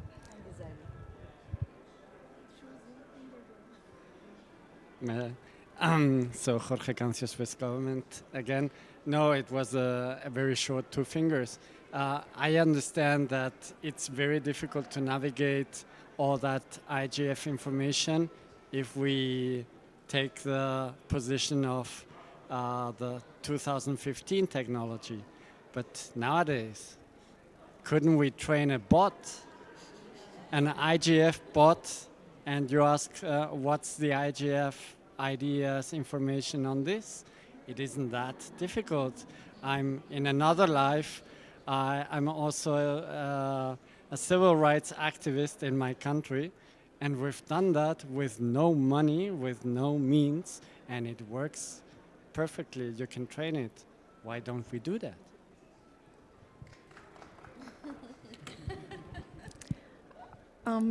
So, Everton, perhaps we can pass the microphone to Jordan, and then... And then Wout. Thanks. Oh, that's weird. Thanks, Annalise. Hi, everyone. My name is Jordan Carter. I'm a colleague of Annalise at the Australian Domain Administration. This is a personal view. Rather than a Christmas tree, I think that there is room for some session types that we don't necessarily have at the moment. One of them that keeps coming up in my mind is being able to engage people on a draft piece of legislation or something. It's almost like a legislative or a regulatory workshop where some group, it doesn't have to be a best practice forum, it could simply be a workshop proposal or some legislative testing category of session we don't have yet. Just gives someone, it might be a country, it might be a group of activists, a way to bring a legislative possibility to the IGF community for input, and then to take on board all the input they get here and then to share it out afterwards. So I think some session type innovation. Another might be, how many of us have sat in IGF sessions and really hoped there would be an argument and there wasn't because everyone agreed on everything, or there's the start of a really interesting argument that only emerges in the last 10 minutes of a 2-hour panel because the people on the panel didn't spend enough time prepping to know that they disagreed with each other. So I think even within the current framework, there's the chance for more effort and more organizing to be done. To do that, one of the IGF reforms that needs to happen is that this insane process where no one is in charge of the program needs to finish. I've done 1 year on the MAG. I've had my thank you and goodbye letter. Who knows what's happening next time? But the MAG does about 1/3 of the program. And so 2/3 is by either a national government or by the Secretariat. There are multiple sessions on the same topics with almost the same angles and 400 sessions. What if there was 100 sessions covering pretty much the same topics, but with 4 times the amount of brain power that was going into them to actually generate something savvy and interesting? And then the third point I guess I'd make is echoing the point about resources. This is, governments say, the premier space for multi-stakeholder engagement and dialogue, and then governments provide enough resources for 5 staff members. It doesn't add up. With a bit more resource to do analysis and communicate the resources that are generated through the IGF process, there could be so much more value arising from the community effort that comes here. And governments are primarily responsible for the overall digital policy architecture. It would be nice if they put a tiny little bit more money where their mouths were on that front. Hopefully none of them was too offended by any of that. I don't know that they were. I would just ask: should it only be governments that contribute to the funding of the IGF? That's something to think about. We will go. And then that's it. Okay, so here. Yes. Thank you. My name is Walter Natris. I'm a consultant in the Netherlands, but also representing the Dynamic Coalition on Internet Standards, Security, Safety here in Riyadh. I think part of what I want to say was just covered by Jordan, so thank you, Jordan. I hear a lot of things being said right now in the past half hour, and the only thing I can point to that in 2017 and 18 I wrote 2 reports that were presented to the MAG where are all sorts of recommendations how the IGF could be strengthened. And we're talking 6-7 years later about the same ideas. Read the report, it's on the IGF website, and see what we can do with it. One of the examples is exactly, we have 10 sessions on AI, on human rights, on women's rights. All these brilliant people sit in individual sessions. Why not put them together in a room for a day and say, but you're going to come out with recommendations, a toolkit and guidelines, and you're going to present them a day later. Instead of having 10 sessions with perhaps 5 times the same people talking on the same topic. Where's the added value? Because we have brilliant people. 2, what Jorge said on the demo coalitions and output, as an IGF, we do need to start organizing around that output. I'm starting to sound like a broken record, I know, but this output is there. If you were in the main session this morning, you heard what these dynamic coalitions are doing. We are delivering the output, but we're not doing anything. I could not even present my report on the IGF website because it was broken, they said. So where do you go with working for a whole year? A, not being able to present it because you don't get the time, and B, not be able to put it on the website. So what are we doing this effort for? And that's where things are broken, and that needs to be changed. And the funding thing, that I think that a lot of governments should start stepping up, but that we're saying that for years as well. I think you're going to pass it on to that side. So Desiree, I think. Go here and then on this side. Yeah, Desiree Milosevich. I'll be very brief. and also agreeing with some innovative ways of making the IGF works more inclusively with the national IGFs and regional IGFs. I don't think we have seen a collective output of what they need, and that they have been able to transfer that even to the MAG, let alone the Secretariat. Whether it's commitment to work on the IGF for next 10 years or some kind of joint output. But also in terms of this innovative ways, governments do get a lot of benefit, I believe, out of the IGF. They might have a separate governmental track, but they also have a lot of bilateral meetings that we other stakeholders are not part of. But I think there's a lot of value in gathering. Lastly, something that's been mentioned is this discussion of legislative proposals from region. What I've witnessed here is the Arab region has worked really in sync to look at the issues in their region. So maybe wherever the IGF takes place, this regional community should come together and have these focus maybe workshops, like Wood was just saying, working in a less workshopy way, but longer for longer hours. Anyway, I'll stop here for the sake of time. Thank you. Thanks, Desiree. We'll go here, and then I did want to have turn the conversation around to the Net Mundial guidelines. You may go ahead. Masanobu Kato from IGF Japan, and I'd like to explain some of the experiences we had last year. You remember that we had IGF Kyoto, which was very popular, and we had many crowds there. And Prime Minister spoke, and 3 ministers came and talked about their policy on digital society. Very interestingly, major newspapers like Nikkei newspaper had a report on Prime Minister attended the International AI Conference or something like that. I'm not specifically criticizing any particular press or so. That was a general impression of the people. This means that the IGF is not very well known to the public. This is very important. People here knows what IGF is, and we are talking about an improvement of IGF.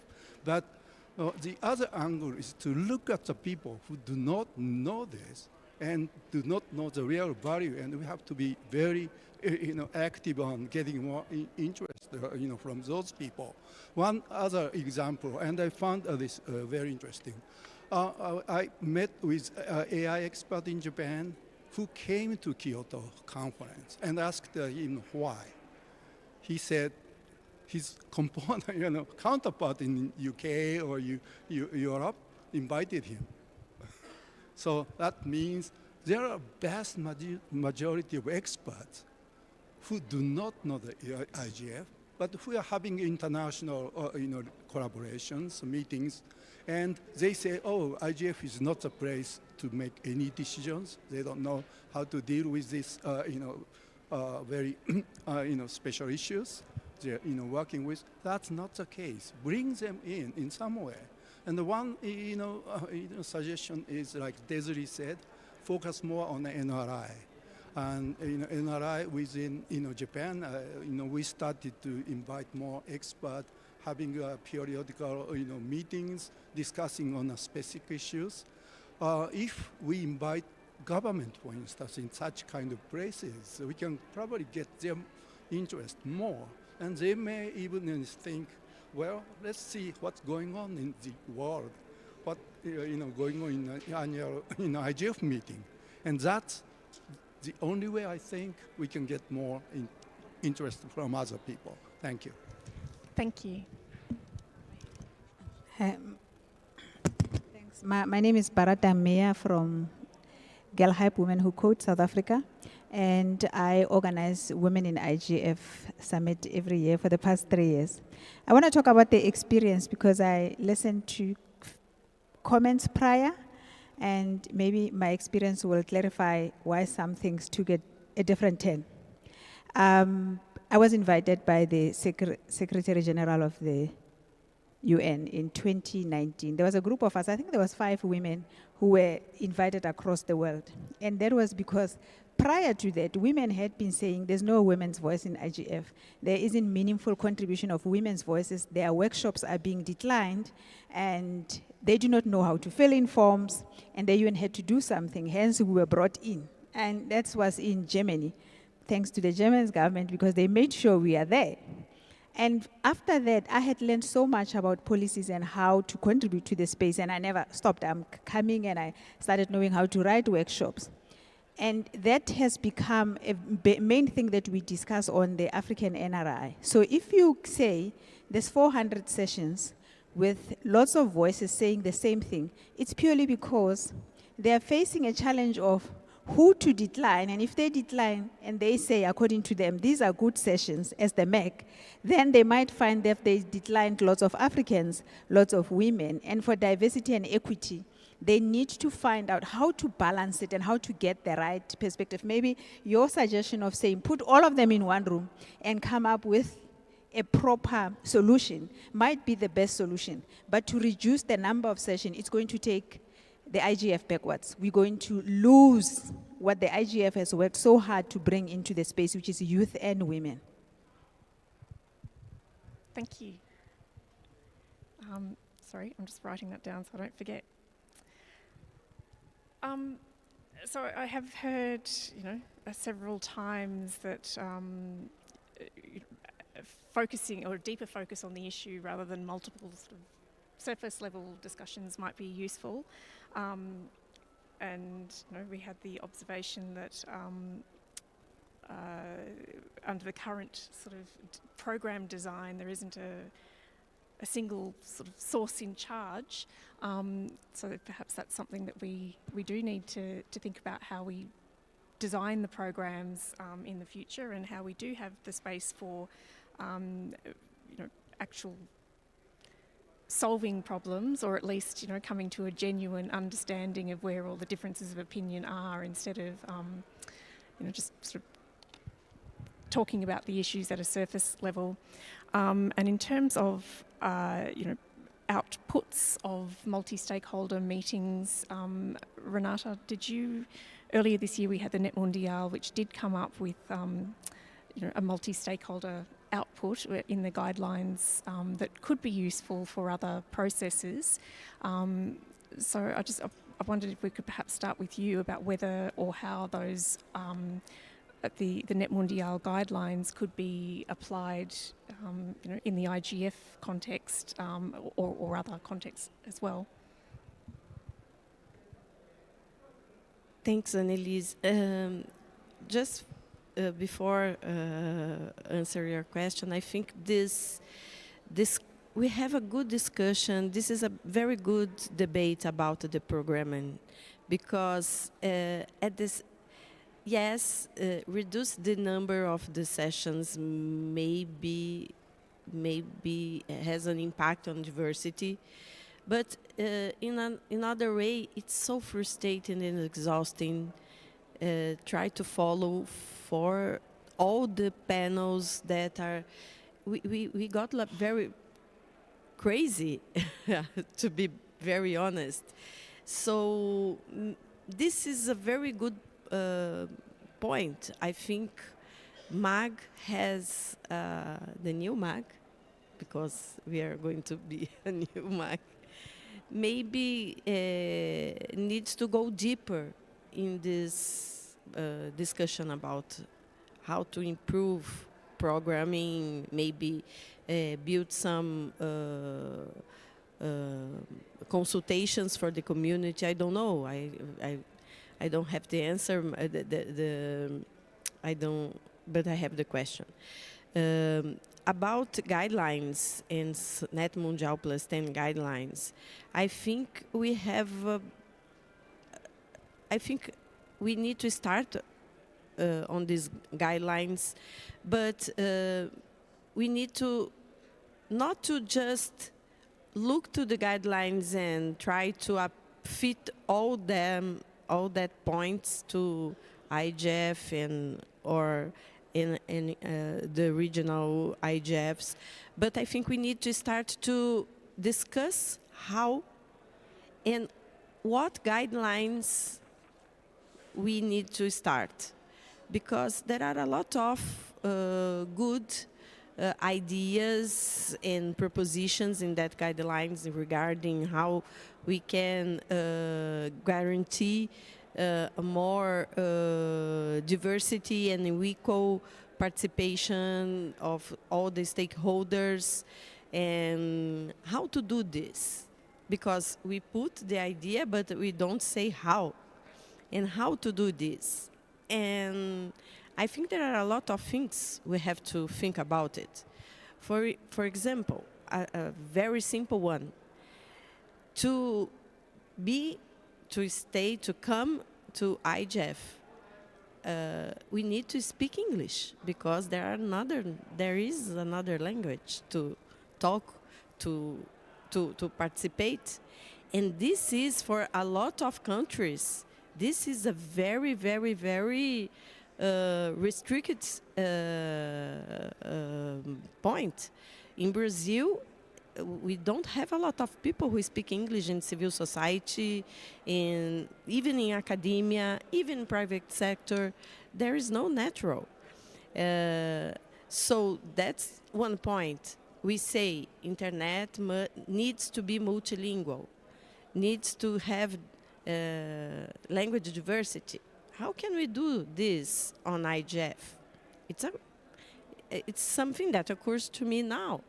Because to guarantee diversity, we have to think about what we need to, what the gap you need to fill.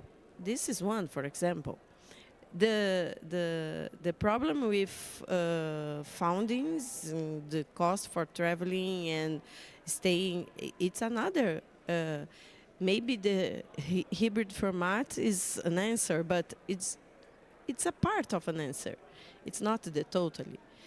I think we need to do some work in understand what kind of outcome the IGF can deliver. Because we say we need to have something, but what is this something? We don't do this job on Net Mundial Plus 10, for example. We say we need an outcome. We need something more concrete. But what is this thing, some more concrete on the IGF to be produced as our outcome that have some impact? We are going to choose an issue to each IGF, maybe, I don't know. Let's talk about artificial intelligence to put something in outcome, or let's talk about, I don't know, data governance, I don't know. How can we build that? We are going to make previously consultations for the community about some kind of ideas. I don't know. So I think to apply the Net Mundial guidelines to the IGF, I think we need to do some homework. And this is a new challenge for all of us. That's my previously, that's what I say. Thanks, Renata. And I'm just sort of listening,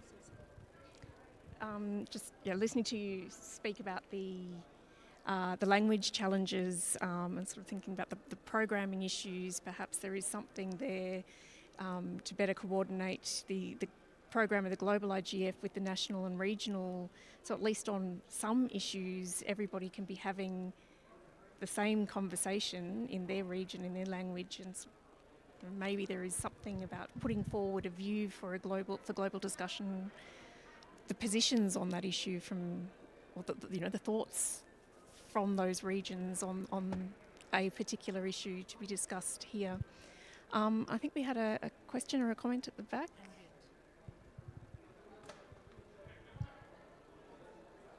Just in response to Renata, Anriette Esterhuizen from APC. Just very quickly, we had a similar session earlier today that looked at also Net Mundial, Global Digital Compact and IGF. And someone from the Swiss government, who's not called Jorge, made a very good suggestion about applying the Net Mundial guidelines about how you scope an issue and then you identify who's affected by that issue, who are the stakeholders. But there are other guidelines as well within the Net Mondial, but she suggested that we look at the IGF messages and how the IGF messages are produced and then distributed using relevant bits of the Net Mondial guidelines. And I thought that was such a good, practical, concrete suggestion. Thanks, Henriette. I think we have another comment. Was it online or somebody else wanted to speak? Okay, go ahead. Oh, hello, thank you. My name is Galvanian Buck, Civil Society. I also do have a practical suggestion. As an attendee, the experience using digital tools is quite difficult. I believe you could focus more on the hybrid format because many people cannot afford to travel, but provide them a great experience. Creating an account is difficult. Browsing the schedule is difficult. Finding the speakers are difficult. Finding the Zoom link is difficult. So we did an event a couple of weeks ago on Zoom events.zoom.us. It was extremely user-friendly. Maybe using that platform as a test could prove useful, and you might have like many more people joining because the IGF is an incredible and unique forum. The first time I came in, I was like, I didn't believe my eyes. It was so good. But also now, I feel frustrated because, finding content like the resources is extremely difficult. And maybe you do not have the money to do what you want, but you've got a tremendous wealth of knowledge, of people, and of resources. So leverage your community. See what you do have in terms of people and what they can do, and maybe we can create a platform altogether and apply the principles that we say are good for the future of the internet. Thank you. Thank you. Chris, did you want to speak?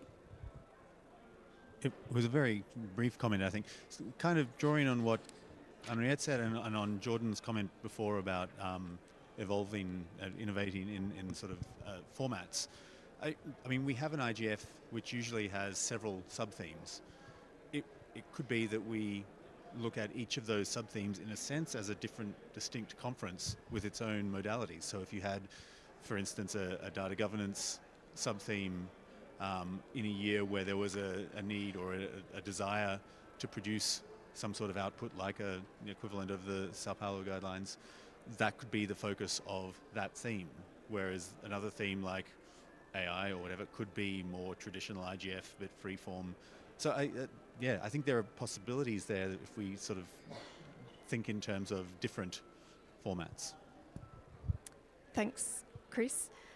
And just in terms of the language issue, Amrita, do you have any views? You're very involved in the Asia Pacific IGF. Anything you'd like to share? So I think language is an issue, as Renata mentioned. It is at a regional level also. In Asia Pacific, it's more complicated because you have so many languages. It's just not one, two. Even in a country, you may have 22 languages, for that matter. So it's difficult. Again, resources is a challenge when we have, documents which are produced, and then even getting it translated. But I think with technology improving, the translations may be cheaper, if not absolute accurate, but at least you can get the essence and some people can look at it. So I think those can help. I think that's important. Another thing, Chris, while I do get your point about one topic, I also draw on it what topic may be of importance to many parts of the world may not be for some people. So obviously a nice balance would be good enough out there. The other thing about I wanted to point, because we were speaking about the NRIs, and that's a huge achievement for the IGF. We kind of tend to forget it.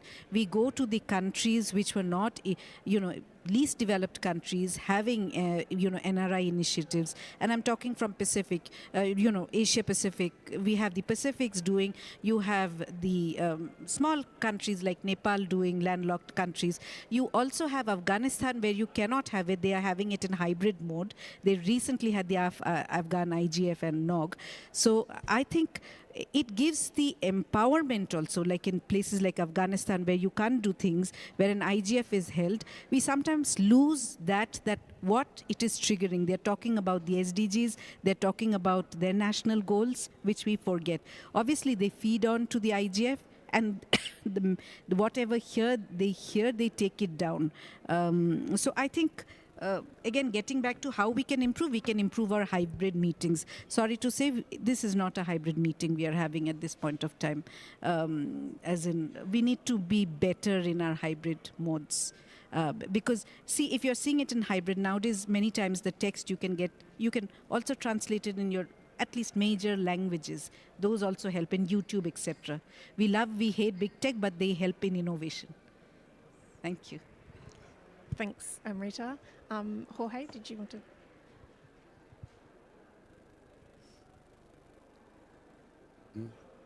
Do you hear me? Yes. Jorge Cancio, Swiss government again. So just two short points on the languages, and as we are talking about the Sao Paulo multi-stakeholder guidelines, I don't think you've mentioned it, or Everton has neither mentioned it, but it's important to mention that they are available in about 10 languages, 9 languages.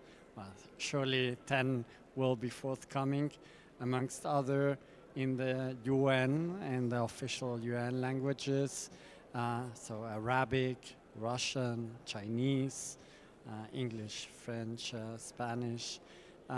We have it also in Portuguese, in German, in Italian, so Japanese, and there's already talk of translating into some languages in Nigeria. So that's very useful, I think, but my Brazilian friends are too modest to say it loudly, but we should, because that's very useful to apply them also at the local level, because they are also useful at the local, at the regional, at many levels. And in fact, the IGF could invite the NRIs to consider them, to see where they can be applied, or where inspiration can be drawn from them. And of course, it would be a bit weird to invite others but not walk the talk ourselves. I think many BPFs, policy networks, dynamic coalitions, they already are producing outputs. So they are already striving for developing recommendations or best practice examples.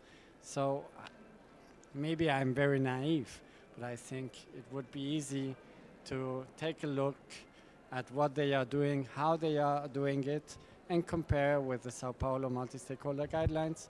Perhaps they can improve 1 point or 2, or maybe they already do everything perfectly. That's possible. But at least I think we are going to have a conversation in some also national and regional NRIs, how we can look into that, and whether we, for instance, do our call for issues in a way that is consistent. Thank you. Thanks, Jorge. Renata, you wanted to respond, and then I think we're close to. So just to share another experience initiative that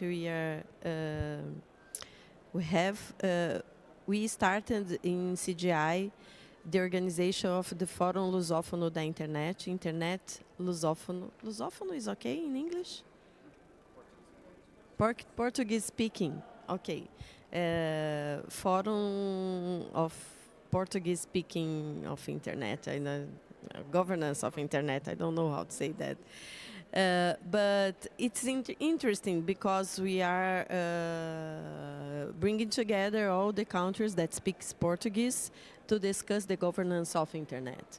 We made the first edition in São Paulo in 2023, and this year in Cabo Verde in August, September, I don't know. And we are going to have the next one in Mozambique. And this is another regional forum and there is no regional approach, but there is a linguistic approach where we discuss how to improve the language and Portuguese on the internet. So that's another interesting thing. This is a work in progress too, because we are inventing new things, and this is important in to achieve this goal that we need to have more people together on the governance spaces debating these things, and so let's be creative. Thanks, Renata. Everton, was there a comment online? Yep. Thank you, Annelise. We have 3 comments, or maybe some more. One from Mike Nelson, that at IGF USA they have organized some very exciting and lively debates over the years. Thank you, Mike. One from Jordan Carter, that non-state stakeholders do sometimes fund the IGF Trust Fund, and maybe more can be done. And another one from Avery Doria, that the suggestion to decrease the number of sessions has been made almost every year of the IGF, if she recalls correctly. Many, however, feed the many sessions a rich resource that can be used long after the 4-day meeting is over. It needs to stop thinking of the IGF as once-a-year event. We have some intersessional work, but the notion of ongoing works is still foreign. So the MAGS is still a program committee for once-a-year conference. And there is also one more comment here, that improving hybrid would be a really cool idea. And so one comment by Pedro Lana, and a comment about a guide to hybrid events by Kiki. Thank you. Those are the comments. Apparently there is a the guide to online hybrid audience. events, so Thank we you. will take note of that. So we're almost out of time, but I did want to just quickly ask all of our speakers, in 30 seconds or so, having heard the discussion today and having your own ideas, if there was sort of one thing that you could do for the next IGF or for future IGFs, like one concrete idea, what would it be? What do you think needs to happen? Any volunteers? Should we start with you, Jorge, and just go around the table? Or should we start this way? We'll go with Amrita first. Next year is important, more strategically focused IGF. More strategically focused program? Yep. Program and IGF to achieve the end results we want to achieve in WSIS Plus 20. Yep. Plantina? After the discussion we just had on language and hybrid, I think improve that to make it more inclusive of attendees that are unable, participants that are unable to attend in person. Oh my God, it's so difficult to choose one, but I would choose maybe, because I agree with Rita, this is a very strategic IGF. Maybe we can start earlier with some kind of consultations regarding what we want to achieve with WSIS Plus 20. Let's put something on the net and listen to the community before the IGF starts. Maybe it will be something interesting to put some guidelines on the São Paulo Net Mundial guidelines in, I don't know. So I'm going to go back to my earlier point. I think the one thing I'd love to see is a focus on cataloging and making usable and useful the rich data set that is all of the IGF archives that we have. So I vote for a bot that makes that accessible. And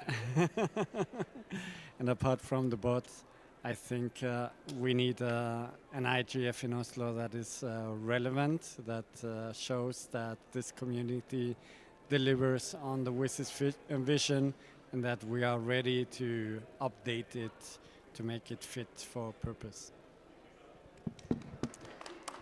Thanks, Jorge. So yeah, that brings us to the end. I think we do have some good ideas to be thinking about, and if there are any, I know they don't know yet, but if there are any people in the room who find themselves on the next MAG, perhaps they can take some of these ideas about the strategic focus for next time into consideration. But please thank all of the speakers and thank everyone for being part of this conversation. And thanks everybody online. There's no one